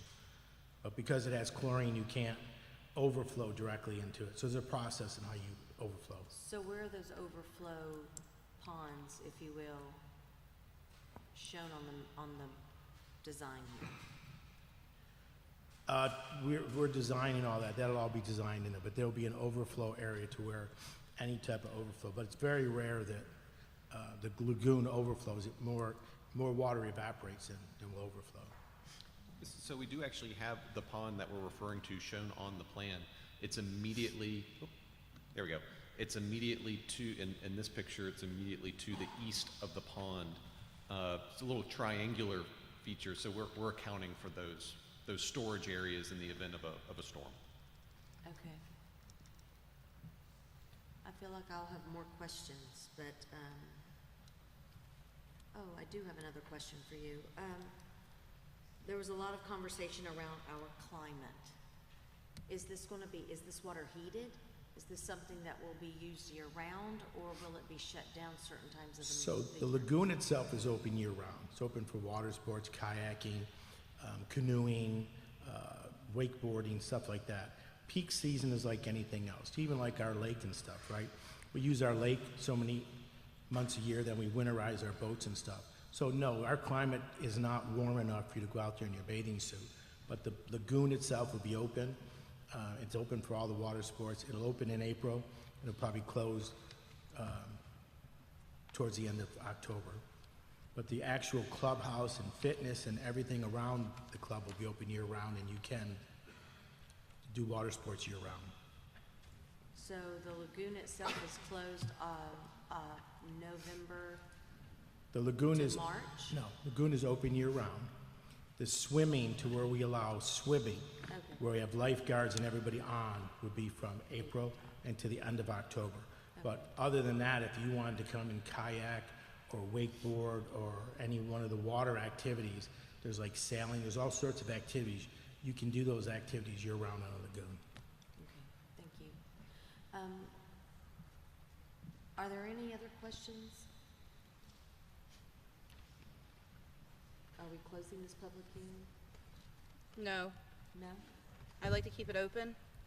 So, I don't know what date would work to keep it open, to get it to planning board, like, planning board is June 27th, if memory serves. I believe June 19th would work. So does this board wish to, is there a motion to leave this public hearing open until the next board meeting? I apologize, June 20th, because June 19th is Juneteenth. We're that's gonna right. push one back. We have So moved our meeting. I would recommend June 20th. all right, I'll make a motion to keep the public hearing open until June 20th, 2023. And where will we be meeting and at what time? Where are we meeting? We haven't set the location. Are we going back to town hall, or are we coming back here? Mr. Roberts? I don't know if we can come back here. Jackie, did we ask about coming back here on the 20th? Yeah, we got summer camps. Oh, then okay. Unless we're gonna piss off Public- the rest of the parents Yes, in sir. town, that would not be good. I'm not making parents. So we'll keep the public hearing open until June 20th, 2023 at Huntersville Town Hall, 101 Huntersville, wait, 6 Huntersville, p.m. what? Just town Six hall. p.m. At 6 p.m., there, yes. 6 p.m. All right, so this public hearing will remain, oh, I apologize. I did not give our planning board an opportunity to ask questions. The Sorry, good well, news is- this is not really, thank you, Madam Mayor, Commissioners. This is not really a question, it's a request because this question and answer period was very extensive. I like that, and thorough. But we always get copies of the public comments when we get our packets. I'm requesting that a copy of the question answer period for this petition be included in the planning board's packet for this petition. We will provide All that. right. Thank you, ma'am. Before we move on, does anyone else from the planning board have a question, a comment at this point? Join us back on the 20th. I'll give you the floor as well. All right, so we will keep this public hearing open till January the, I'm sorry. We didn't She vote. made a motion, I made a second. Let's take a vote. Oh, we did, we have to vote. All those in favor of leaving this public hearing open, raise your hand. Any opposed? Commissioner Partee, was that you didn't want to leave it open? Yes. Thank you. One. All right, that motion carries. This public hearing will remain open till June the 20th at 6 p.m. and it will be at Town Hall. Thank you. Thank you. We will now move to item 9B. Mr. Farber, this is petition TA 23-03. This is a minor subdivisions public hearing.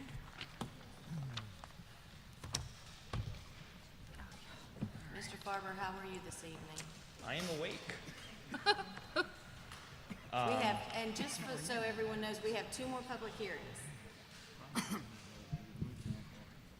You're welcome to stay. Yes. Don't go. We'll miss you. Yes, we are ready. Thank you. All right. Good evening or good night. I'm not sure which one. I will submit my staff report into the record. Actually, where is it? Are we able to get the?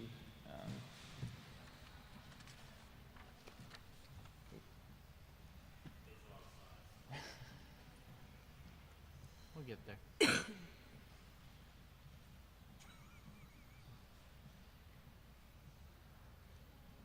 There we are. Okay, so there we go. All right, so minor subdivision definition. So a minor subdivision is anything that does not qualify as a major subdivision. Importantly, a minor subdivision cannot involve the creation of any new public streets.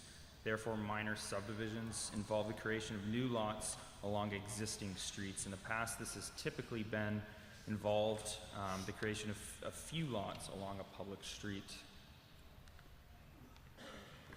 So recently, staff has seen a trend of larger tracts of land being subdivided under the minor subdivision provisions, resulting in multiple lots created along thoroughfares. The concern is that there will be multiple driveway cuts on thoroughfares with lot layouts based on minimizing development costs versus the creation of a quality subdivision. Above is an example of an 11.8 acre tract at the northeast corner of Hambright Road and Beatty's Ford Road. Along the road, or along the 950-foot stretch of this property, there'd be 10 driveways. Staff feels that the lot layouts and the desired best use of land conflict with the 2040 community plan policies. In order to combat these issues, staff recommends the following text to limit minor subdivisions to 5 lots. With this change, farmhouse clusters would still be considered a minor subdivision and would not be affected. Limiting minor subdivisions to 5 lots is directly supported by the above 2040 plan policies. These policies deal directly with ensuring the preservation of rural character, natural resources, and scenic roadways, as well as aligning with becoming a Vision Zero community by improving access management and road conflicts. Above shows all the other Mecklenburg County towns that currently have limitations on minor subdivisions, ranging from 4 to 10 lots. Staff is also proposing that any new residential minor subdivision within the rural and transitional residential zoning district be required to provide a 10-foot buffer. This buffer would require any existing trees and shrubs to remain while not requiring any new vegetation to be planted to not add any unnecessary burdens to those subdivisions.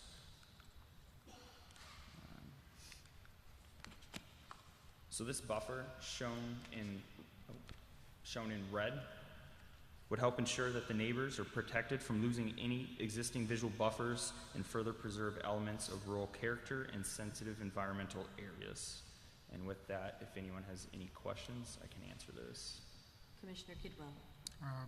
I didn't hear. Did you enter your staff report? Yes. Okay. Second question. This is an example. Is this a live project that you're showing? This is a approved project. Approved by right? Correct. Thank you. And wait, another question. Sorry. And I wanted to thank Jack Simno for clarifying this, because when I first read this, it was like, what's the difference between this and a farmhouse cluster? And Sure. It was made very clear, farmhouse clusters have a private drive. This is identifying potential homes that are going to pull right onto a street. Correct. Yep. Every lot would have to front on a public road. Okay. Thank you. Commissioner Partee. Thank you, Mr. Farber. Thank you, Mr. Farber, for the presentation. I live in Ladder Springs, which is right down the block from this subdivision here that this developer has totally cleared out and stripped Correct. the land. So therefore, he can build right now his 7 homes. 'Cause Yes, so this minor this is subdivision. a new. Correct, yep. Right. Because I was a little disturbed, and the neighbors within the Ladder Springs and Tanner Creek have reached out as to what was being built there, and the way to just strip the land was incredibly disturbing. But moving forward, I like how we're going to proceed with limiting lots. Thank you. Commissioner Munger. Just one question. Was any consideration given to requiring a buffer larger than 10 feet, like maybe 20 feet, to keep it more in line with residential zoning? We did look into it, but if the proposed text amendment for limiting minor subdivisions to 5 lots is approved, we feel that it's a adequate buffer for such a small subdivision. 10 foot being adequate? Correct, yep. I disagree, but that's my opinion. Any other questions? Okay, well, seeing none, we will close this public hearing. Thank you, Mr. Farber. Actually, I think we have one more is it with you? Yes. So, and this is the petition TA 23-04. It's the solar energy facilities public hearing. This is to clarify text, correct? Correct, yes. And I will enter my staff report into the record. Just a quick background. In May of last year, the board here approved changes to Article 9.54 in order to remove minor solar SUP requirements and align the text with 160D. So currently, Article 9.542, which is the major solar facility portion, is split into a residential and non-residential section. We've determined that a major solar facility cannot be located on a residential property because it is a permitted use, not an accessory use, unlike a minor solar facility. Staff proposes to make adjustments to simplify this language by removing the residential section, and all the previously used general requirements would still apply, and this includes the SUP requirements. And this is the text.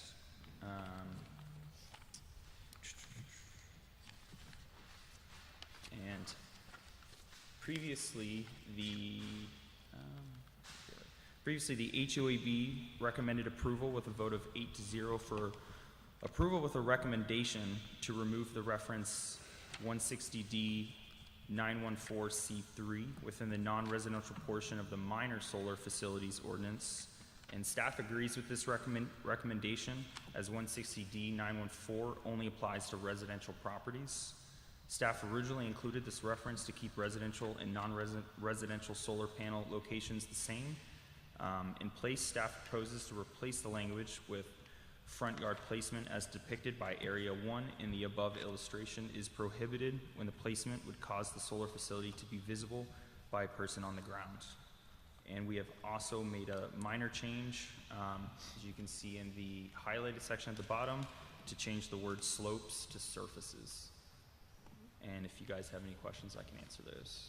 Any questions? Planning board, any questions? Nope. Okay.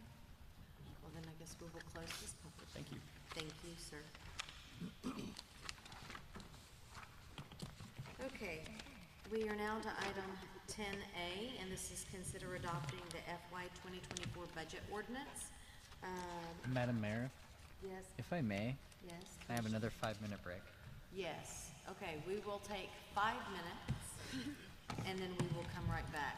Thank you. My apologies.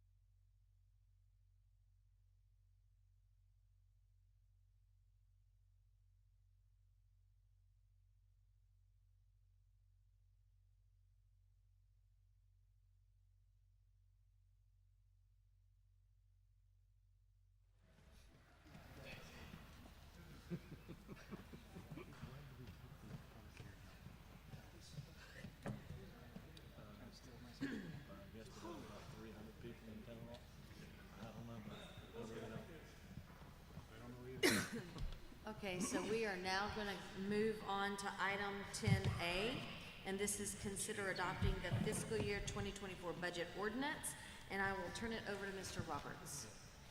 All right. We got everybody back? Yep. So the budget ordinance that you have in your packet, just to be clear, make sure everyone understands, that is based on our last workshop. I know there's been some discussion since then. That is based on 18 cents per hundred of assessed valuation, a solid waste fee of $1.44 per residential pickup site, and a total employee raise of 8%, all COLA. That is what's in your packet before you. And then, and like I say, I'm not going to waste a whole lot of time. We've talked all about this. I just need to, as a town manager, I need to show you what other folks are doing. And then ultimately, you make the decision as you see fit, and we'll carry that out. But if I didn't do this, then I wouldn't be doing my job. So you've seen this before. It's slightly a little bit, we took out tax rates and all that. You've seen that before, but this is what other towns are proposing right here before you, and you'll see what is in the budget packet tonight is in yellow, is the 8%. So the average, as you can see for the other places, are $775 total, and I can go on and talk to you all night long and tell you that, you know, obviously, hopefully we're better than average, and you would consider that in your deliberations as we move forward tonight. But I'm not going to sit up here and beat a dead horse, so that's the point I make. Look at that screen and make a decision. And I do have, if it goes a different way, obviously I've heard that it may. I have a printout of where it may go, and I can hand those out if a motion is made in that direction. If there are various other iterations that come up, I think Jackie and Patty have literally have access to a printer tonight so that we could make those changes. So I will be quiet, and I don't think we have any other slides, Bobby, right? This is simple, right? Okay. And I'm open for any questions or concerns, et cetera. All right, so we'll open it up for any questions. Commissioner Kovacs? So we don't know what these towns did last year? I do have what some of them did last year.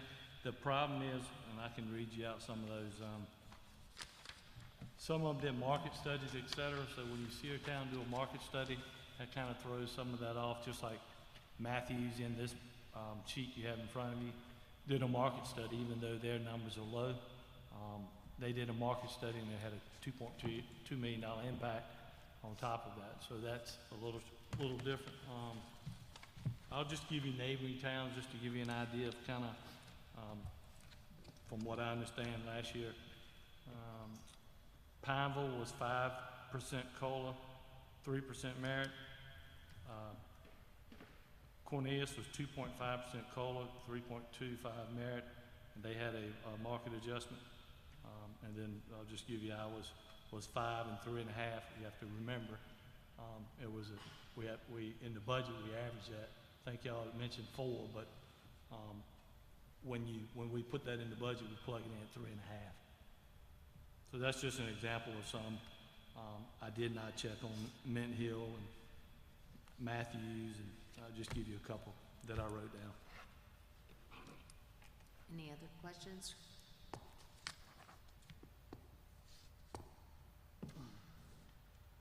Commissioner Munger? This may be a Jackie question, or this may be Anthony, whoever wants to answer some questions for me. Of the top 20 municipalities in terms of population in the entire state of North Carolina, we have the single lowest tax rate. If we went with the proposed number that Commissioner, or I'm sorry, he's a town manager, had suggested. Is that correct? We have the lowest tax rate in FY23, and if we adopt at 1760 or 19 or any other number I've heard said, we'll still be the lowest. What's the next lowest? Carries at ballpark 34, 34 and a half. So solid 15 cents or more above what any number that we've predicted so far? the numbers we've talked about, that's true. My understanding, Wake County, primarily the county Cary is in, though not exclusively, plans a revow in effective 1/1/24, which would be FY '25.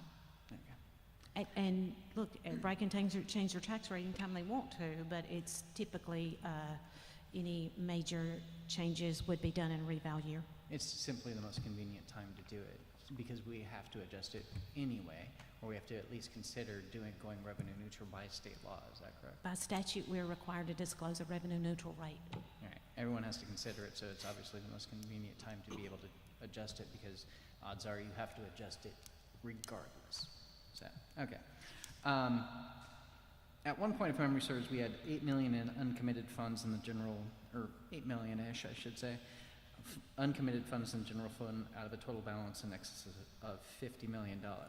After paying approximately $1.5 million for the HFFA improvements, how much do we have in uncommitted funds, and what, if any, other commitments have we made with those funds? My recollection is the air filtration system at HFFA was $1,350,000. And we did a budget amendment for land at Siegel for $915,000. Those are the only two I remember after the $3 million pre-fund of Town Hall, bringing the ballpark 8, which I think was 7.6, to ballpark 5.4. Okay, so we have 5.4 out of that 50 that's not committed.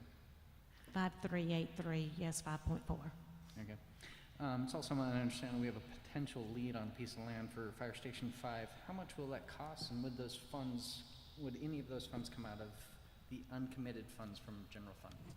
So we do have a letter of interest or intent, I guess if you want to call, and that is roughly 2.55. That does not commit the board to anything. It just, as I said, it's a letter of intent, and we'll see where it goes.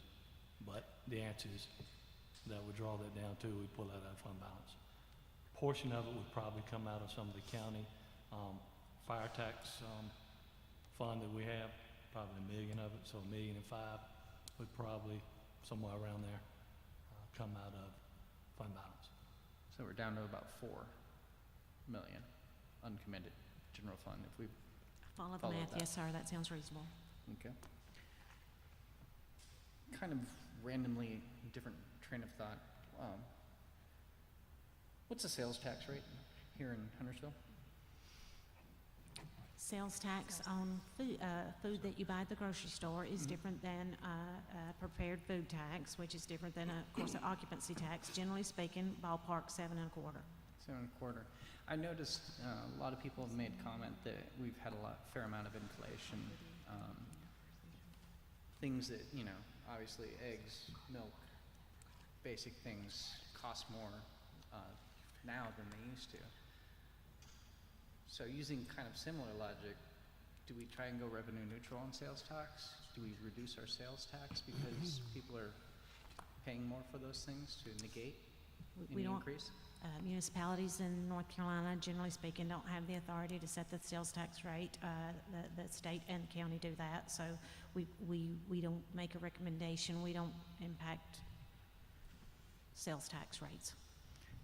Because similar to the milk, the eggs, the things, the perishables that people buy at grocery stores where they pay the sales tax, the services that we need to provide, including staff, cost more money as well. That inflation has that effect. So as sales tax revenues increase, it is commensurate with our increased costs as well. And that's probably why we don't ever try and go revenue neutral on something like that. Takes me out of my comfort zone to talk about the tax rate on groceries because of the state portion of sales tax doesn't apply to it. So a PC or, yes, I agree. If memory serves, our Powell bill funds are no longer, or nearing the point where they're no longer covering our town's need. How close are we actually to pulling from general fund to cover these specific costs? Because of the funds we've committed and spent in FY '23, we'll have less than $1 million worth of Powell bill fund balance at the end of this fiscal year. And it's very likely in the future fiscal years, we'll actually have to pull from general fund to pay for what normally PAL funds would have covered. Historically, in the last 7 years, it's not been unusual for us to carry a PAL bill fund balance of $3 million, $3.5 million, and we are spending at a rate that less than $1 million fund balance will be gone soon. And yes, sir, I will always advocate that we maintain the roads, and I think you will too as board members. And therefore, if there's a pothole we need to fill and we don't have PAL bill fund balance to do it with, I will recommend you do it with the general fund. And the other things that we do to maintain roads. Thank you. Our new solid waste contract, I apologize, I only have about 5 more questions. Not 50 this time. Our new solid waste contract will result in an increased cost of $703,300.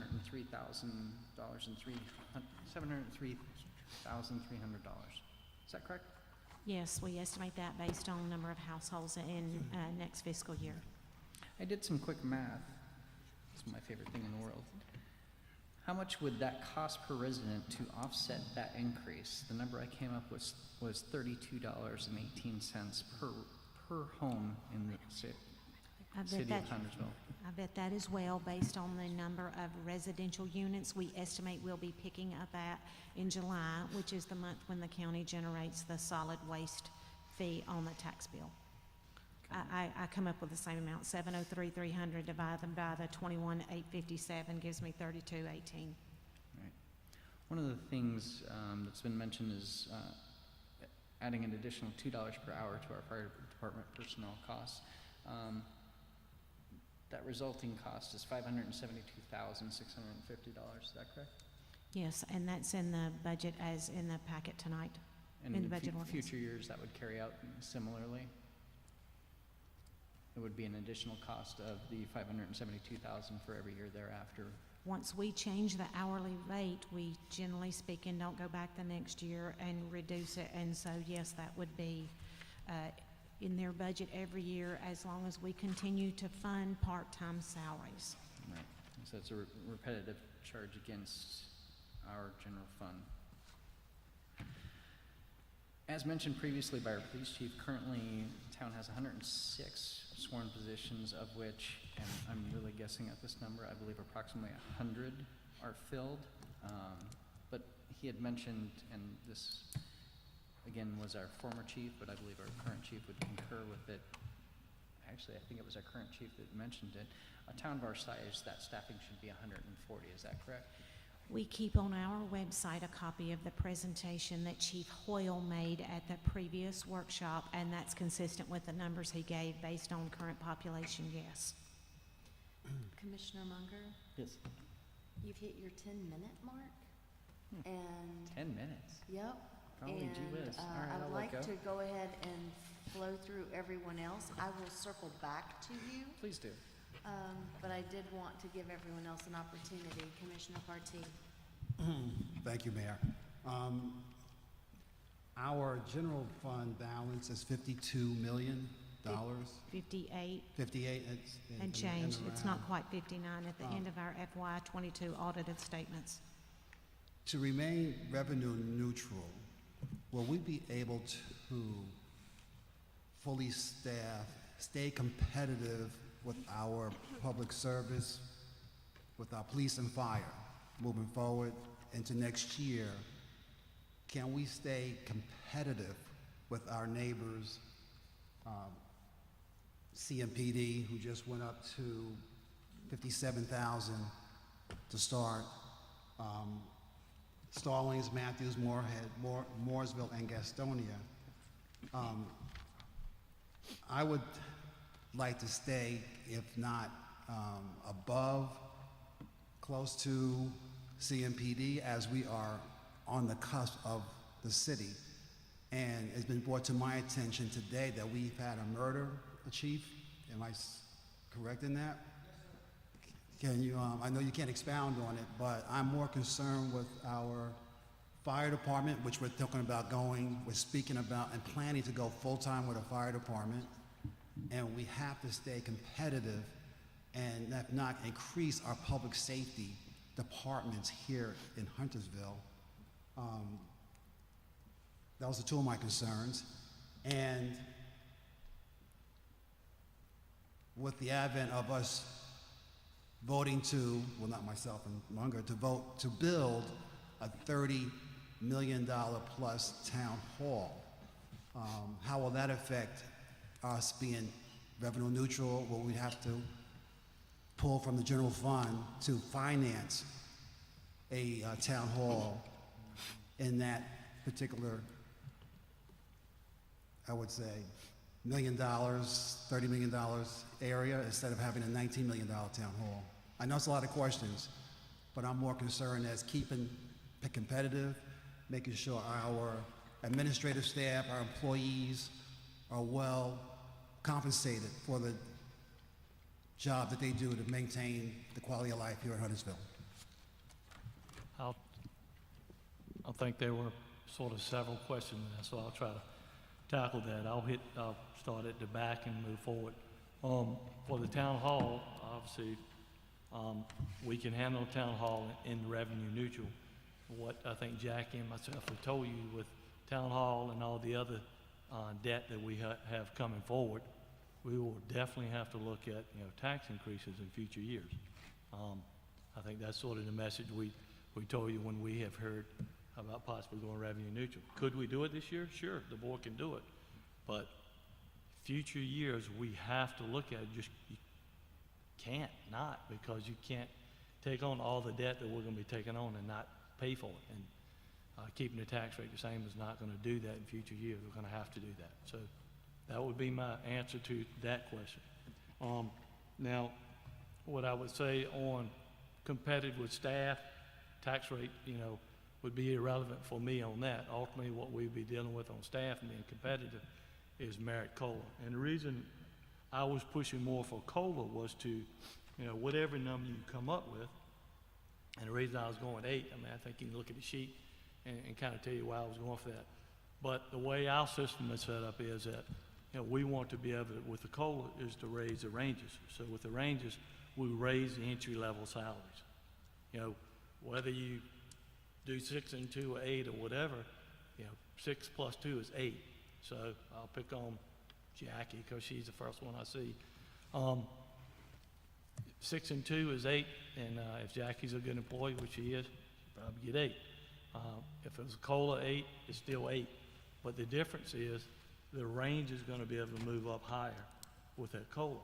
And so if you're trying to compete with the other towns, as you can see, the higher we can get that sort of entry level, the better chance we have to compete with them. And I'm just picking on police because that's what you said, but that applies to, everything, all the positions. So that's why pushing for the COLA. And the COLA, I didn't make that up. That was based off CPI. So that's ultimately why you see what's before you. So is that the 2 questions that you had? Mr. Roberts, thank you very much. I'd just like to keep our fire and police departments fully funded so they can protect our community. Thank you. Thank you, Mayor. Commissioner Kidwell, questions?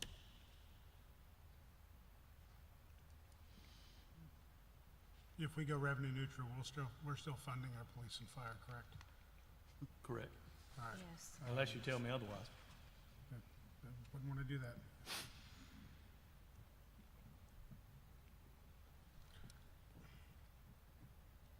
No comment. Commissioner Kovacs?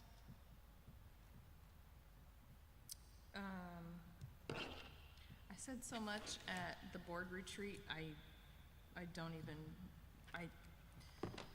we have to get something passed, and we have to get something passed that is good for residents and for our staff as well.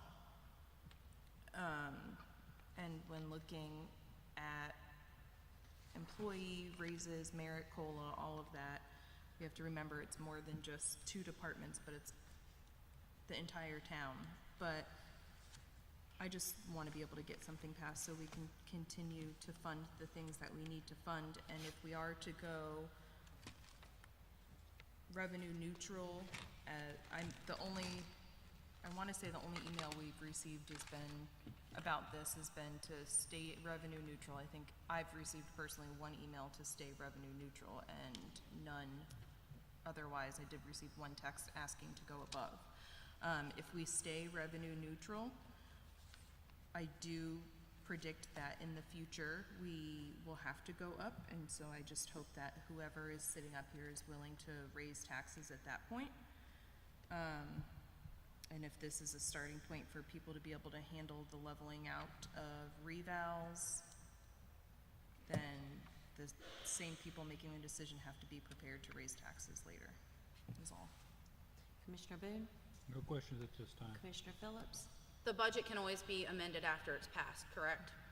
The only thing that cannot be changed about the budget ordinance once it's adopted is the tax rate. Yes, ma'am, thank you.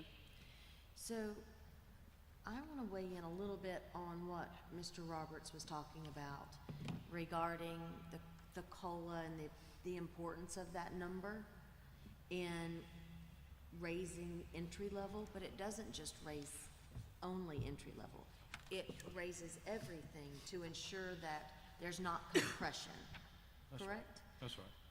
And I would just say that I've sat up here where we've thrown money at entry-level positions for several years and found ourselves in dire straits in regards to compression, where it took us a couple of years to dig out, if my memory serves. Is that correct, Mr. Roberts?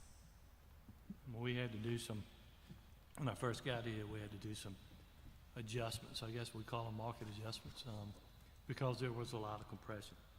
For various reasons. It could have been things that we implemented in past years, you know, whether it was, and I'm gonna pick on police. You know, there's always various incentives that police departments do. Sometimes it stays, sometimes it go. In town, out of town, all those kind of things come and go. And that causes all sorts of issues. So we were trying to fix that problem at that time. So if you go and you come back later on and say, well, let's just, I don't know, everybody who makes under $50,000, we want to give whatever raise to. Just have to be cognizant of how close do you push those up to other folks. That's where you get compression. So be careful. You know, if you're thinking about doing that, that's awesome that you're thinking about those type things. But remember, we want to try to avoid compression so we're not right back here again next year if we do a market study. We're planning on doing a market study, or the following year, et cetera, and we have to come back and say, well, hey, folks, we've really compressed things. We've got to fix that. That's all I would tell you to be careful of. No, I agree, and I just wanted to make that point because we had lots of meetings around compression and trying to figure out how to dig out of compression. It's not something that I would want to pawn off on any board in the future. So, I did, Mayor, if, like I say, I know there was some talk about doing something different. I have that in front of you to pass out if that's what the board so chooses to do. And that packet in front of you is a revenue neutral 17.6. I don't know, like I say, I've heard that there may be the votes for it, but 17.6 revenue neutral, garbage going from 144 to 154, and it was a 4% COLA and 2% merit. I think that's what's in front of you if someone makes that motion and they move down that path to hand that out. Is that correct, Jackie, on the one that I have? Yes, sir. thank you. So, Commissioner Munger, we've filtered through. Do you have any other questions?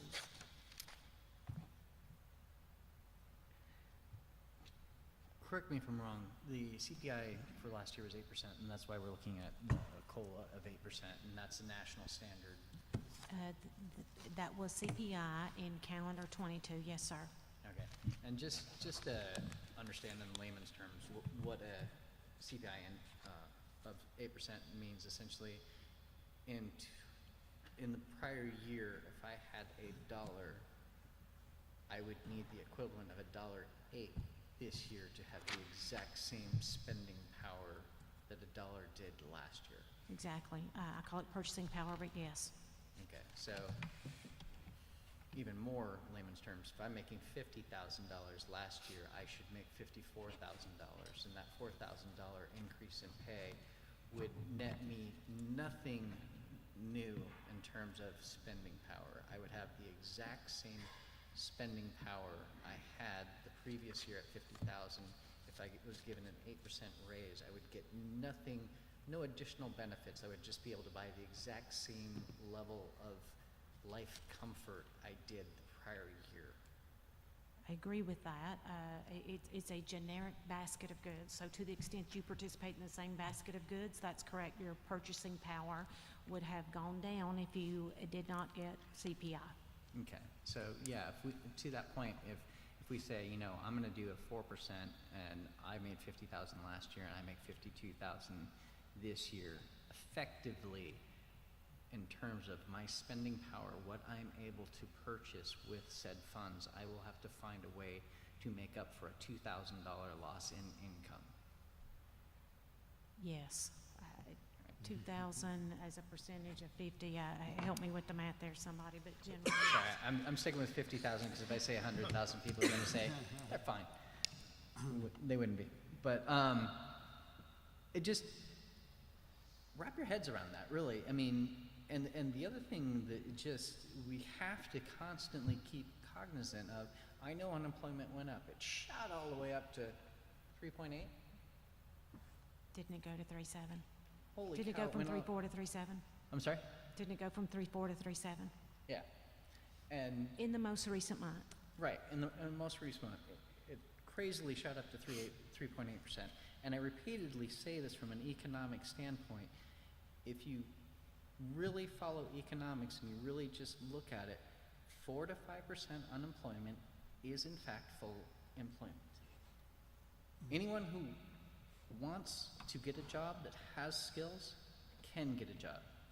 And I still bring my own life experiences to it. Literally, I had a discussion with my boss today about 2 positions I'm trying to fill, a senior data engineer and a data engineer. Check me out, you know, I'll hook you up. Hey. It's been open for 2 years. 2 years I've been looking for a senior. My company has been looking for a senior data engineer. In fairness, I've only been there for 7 months. 7 months I've been looking to fill this position. 7 months. That job pays $140,000. We're not paying dog meat for that. We're paying good money. I can't fill that position. There will come a time when we fail to act here where we won't be able to fill a lot more police positions, IT people, planning people, human resources people. All of our departments will suffer. City managers. The indispensable Jackie. Could you imagine a scenario where we lost Jackie? It terrifies me. It terrifies me. So unemployment, I don't like thinking about it, but I keep turning around looking at staff, and when I look at Laura, I think I'm reminded of our employees who participate in dependent care, health insurance, and our average increase for the last 2 years is going up 12% in each of the last 2 years, and when you talk about that as an offset to the raise, if you participate in dependent care, that's why I talk about basket of goods. So you need something to have gone down to help offset your increased price of your health insurance. So thank you. Absolutely. I didn't mean to interrupt while you say nice you're things good. about me. Go You're back. Good. One other thing that I just wanted to draw attention to that bothers me greatly, there's been a general conception that government workers are overpaid, are lazy, and shouldn't be respected in any manner. That is a travesty. I know the people in this room. I know the people that work. I have an entire list of everyone who works for this town. And I want to look those people in the face and say, we're doing the right thing for you. And you should put a face to everything that we're doing. It's not just random people. It's not just that it's the police officers. Well, they're only half the team, and maybe we could do something special for them. Everyone in this town matters. Everyone in this town is excelling at their job, doing the absolute best they can. We're completely understaffed in so many different ways. And if we fail to keep up with the markets, it's just going to get worse. can't stress it enough. We have to do the right thing, not just for the town employees, but for the town as a whole. These development projects keep coming, and we continue to have demand. We mentioned it earlier. We had a murder tonight. The police department has to be staffed. We have to have the right type of personnel. We have Mecklenburg County won't give us the funds to, an increase in funds to have our police people take care of the ETJ. We have to work with CMS to be able to get personnel so that we have officers in our schools. We have to do the right thing. We have to plan for the future, and not just tomorrow, the future, the distant future. We have to think about what is best for this town. And what's best for this town is to have a good core group of employees who are excelling at their job, giving everything they can, but I guarantee you at some point they're going to say, they don't care. Our board doesn't care. Why the hell am I still here? Commissioner Munger, I apologize. do you have a motion? Yeah, but I'm open to listening to others. Okay. Is there a motion? Commissioner Boone. Madam Mayor, I'd like to make a motion to approve the budget ordinance as presented with the following modifications. Section 1C, change the tax rate from 18 cents per $100 valuation to 17.6 per $100 valuation, which is revenue neutral. 2, in section 1D, change the solid waste fee from 144 to 154. Number 3, change the employee compensation to include a 4% COLA and a 2% merit raise. And 4, modify the numerical values contained in the budget ordinance to reflect these modifications while maintaining a balanced budget.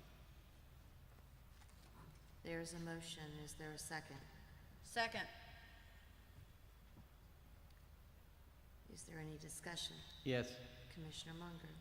Yeah, I'd like to make a substitute motion. Motion to approve the budget ordinance as presented with the following modifications. In section 1C, change the tax rate from 18 cents per $100 valuation to 19 cents per $100 and update the numerical values contained in the budget ordinance to reflect this modification while maintaining a balanced budget. 2, modify numerical values contained in the budget ordinance to reflect a 7% COLA increase and a 2% merit increase to employee compensation while maintaining a balanced budget. Second. There's a motion. There is a second. I would like clarification, please. 19 cents, 7% cost of living, 2% merit. That is correct, Madam Mayor. Okay. All right, there's a motion on the substitute motion, and there is a second. Any discussion? Happy to discuss if it's okay. Seeing no discussion, all those in favor of the substitute motion? All those in favor? That motion fails 4-2. Well, goes back to the original motion. Discussion. Yes, sir. From a motion from Commissioner Boone with a second, and we'll go move into discussion. Commissioner Munger? One of the things that was, Actually, if you'll I give me a apologize, moment. please go ahead. It actually needs to go to Commissioner Boone. He made the motion. I have nothing to add to my motion. Okay. Any comment or discussion point? Thank you. Commissioner Munger? Yeah, one of the points that was brought up, we're shifting the tax rate, or I'm sorry, the trash rate. I'm a little mumbled right now. From 144 to 154, we're increasing that rate by $10. That is essentially $10 to every single person. It is not weighted by property value. We have a number of commissioners who on various occasions have said that we don't want to burden our fixed income residents.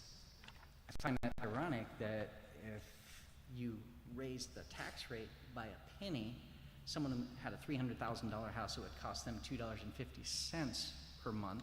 If they had a $600,000 house, it would cost them $5 per month. $900,000 home, it would cost them $750 per month, and a $1.2 million home, it would cost them $10 per month. Whereas you just said, oh, well, we're just going to say, well, $10 for everyone. Everyone has to pay the exact same thing. It defies the logic of your whole argument that we're going to try and do the best thing for fixed income people. You're applying it blanket across everyone.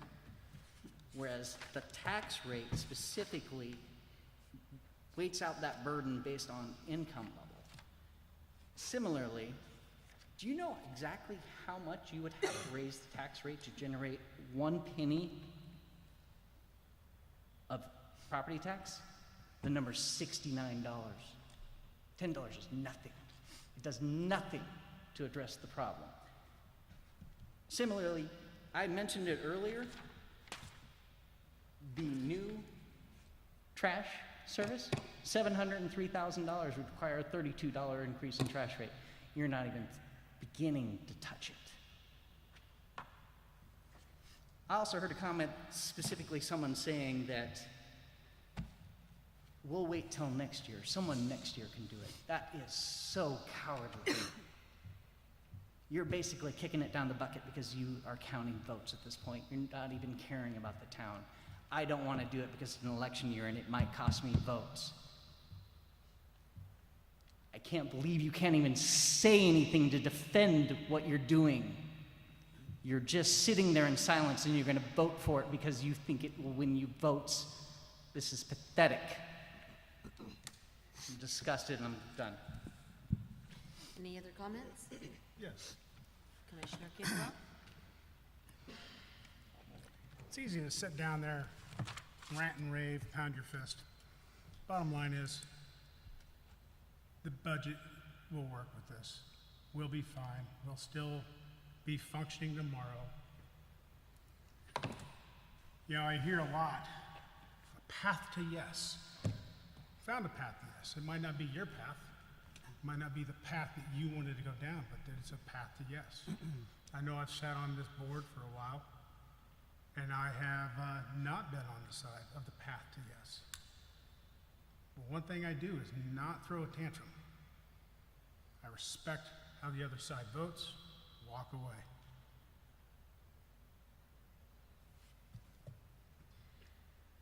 I believe a motion has been called. Yes, there's a motion and there is a second. All those in favor? Those opposed? That motion carries 4-2. We will now move on to item 10B. Consider approving a resolution in opposition of CRTPO's current weighted voting structure. Commissioner Kidwell. Thank you, Madam Mayor. Sent the board an email with this resolution a couple weeks ago, basically, and I want to thank Commissioner Partee for providing substantive information from interview with Mayor Knox from Davidson regarding how Charlotte is controlling the weighted vote for transportation for the entire region. Currently, under the redesignation period, we have the opportunity to change that from a weighted vote to a fair and equitable vote, as the most important word in CRTPO is not Charlotte, it is regional. I sit on this committee with CRTPO. They are looking at numbers, financially speaking, and saying, well, we give the most, so we have the most vote. What they're not looking at is, as it's been pointed out during the public hearing tonight, that we are a data-driven group. We go by data, and the politics get taken out. So having a fair and equitable vote with data-driven projects makes sense. We are also the one of, it was like 3 major cities in the United States that have a weighted vote. We are the only one in the Carolinas. If I recalled the diagram I sent everyone. So I would ask for your support tonight on this. Is there a motion? Motion to support the resolution of the town of Huntersville to oppose CRTPO's current weighted voting structure. Is there a Second. There is a motion and there is a second. That was Commissioner Kidwell, and I believe that was Commissioner Phillips as the second. Heck yeah. Is there any discussion? Madam Mayor, I would like to say that this is something I'm so excited to see.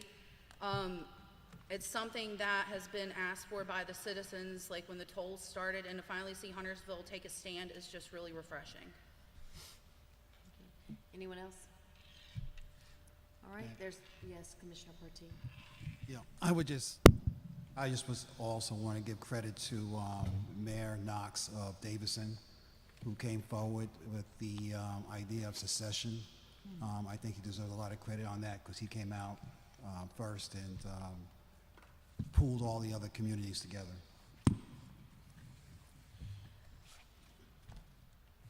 Anyone else? I will say Mayor Knox, Mayor Washam, and I have been working diligently together. Oh, I didn't know that. Yep. You didn't tell me. Yep. To build relationships within the region. So I do give immense credit to Mayor Knox. He's a great partner in what we're doing within the region and with Connect Beyond. There is a motion and there is a second. All those in favor? And any opposed? Seeing none, that motion carries. We now move into Mayor and Commissioner reports. Commissioner Phillips. No update at this time. Commissioner Boone. Yes, very quickly from the Huntersville Fire Department. We had a fire in Huntersville about 3 weeks ago, and the Mecklenburg County Fire Marshal's office was in town the following day and ruled that that fire was undetermined. That's my report. Thank you. Commissioner Kovacs. No report. Commissioner Kidwell. I have a meeting tomorrow with the redesignation committee, conveniently scheduled at 10 a.m. in the morning. I will alert you to how that goes. Commissioner Partee. I do not. Okay. Commissioner Munger. I'll be darned if I didn't lose my notes, but I'll try and do most of it from memory.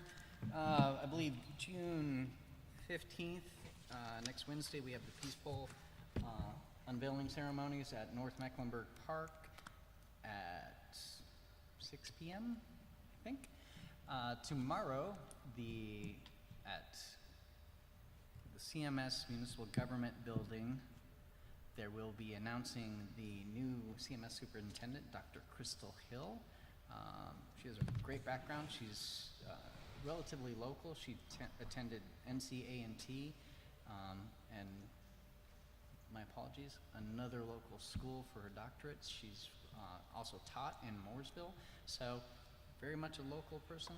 Looking forward to new leadership for CMS, and as always, if you have the opportunity to give, please consider supporting our local nonprofits. That is all.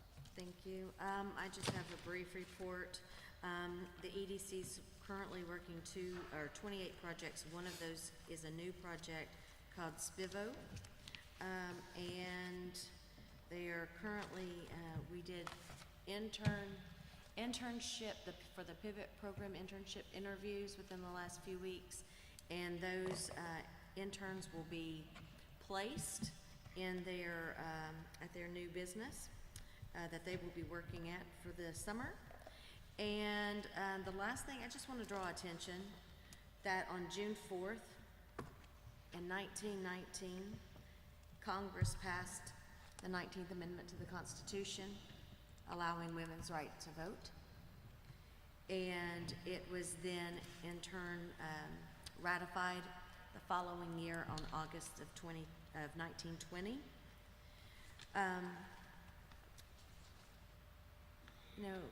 The campaign for women's suffrage was a long and difficult and sometimes dramatic process, and yet ratification did not actually ensure full enfranchisement and for decades.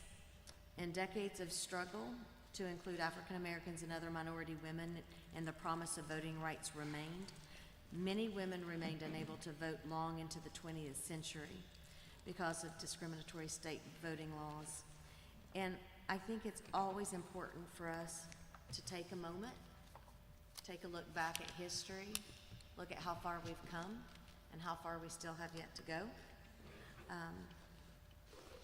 I'm also very proud that the last state that actually ratified this amendment was my home state of Tennessee, so I'm very proud of that as well.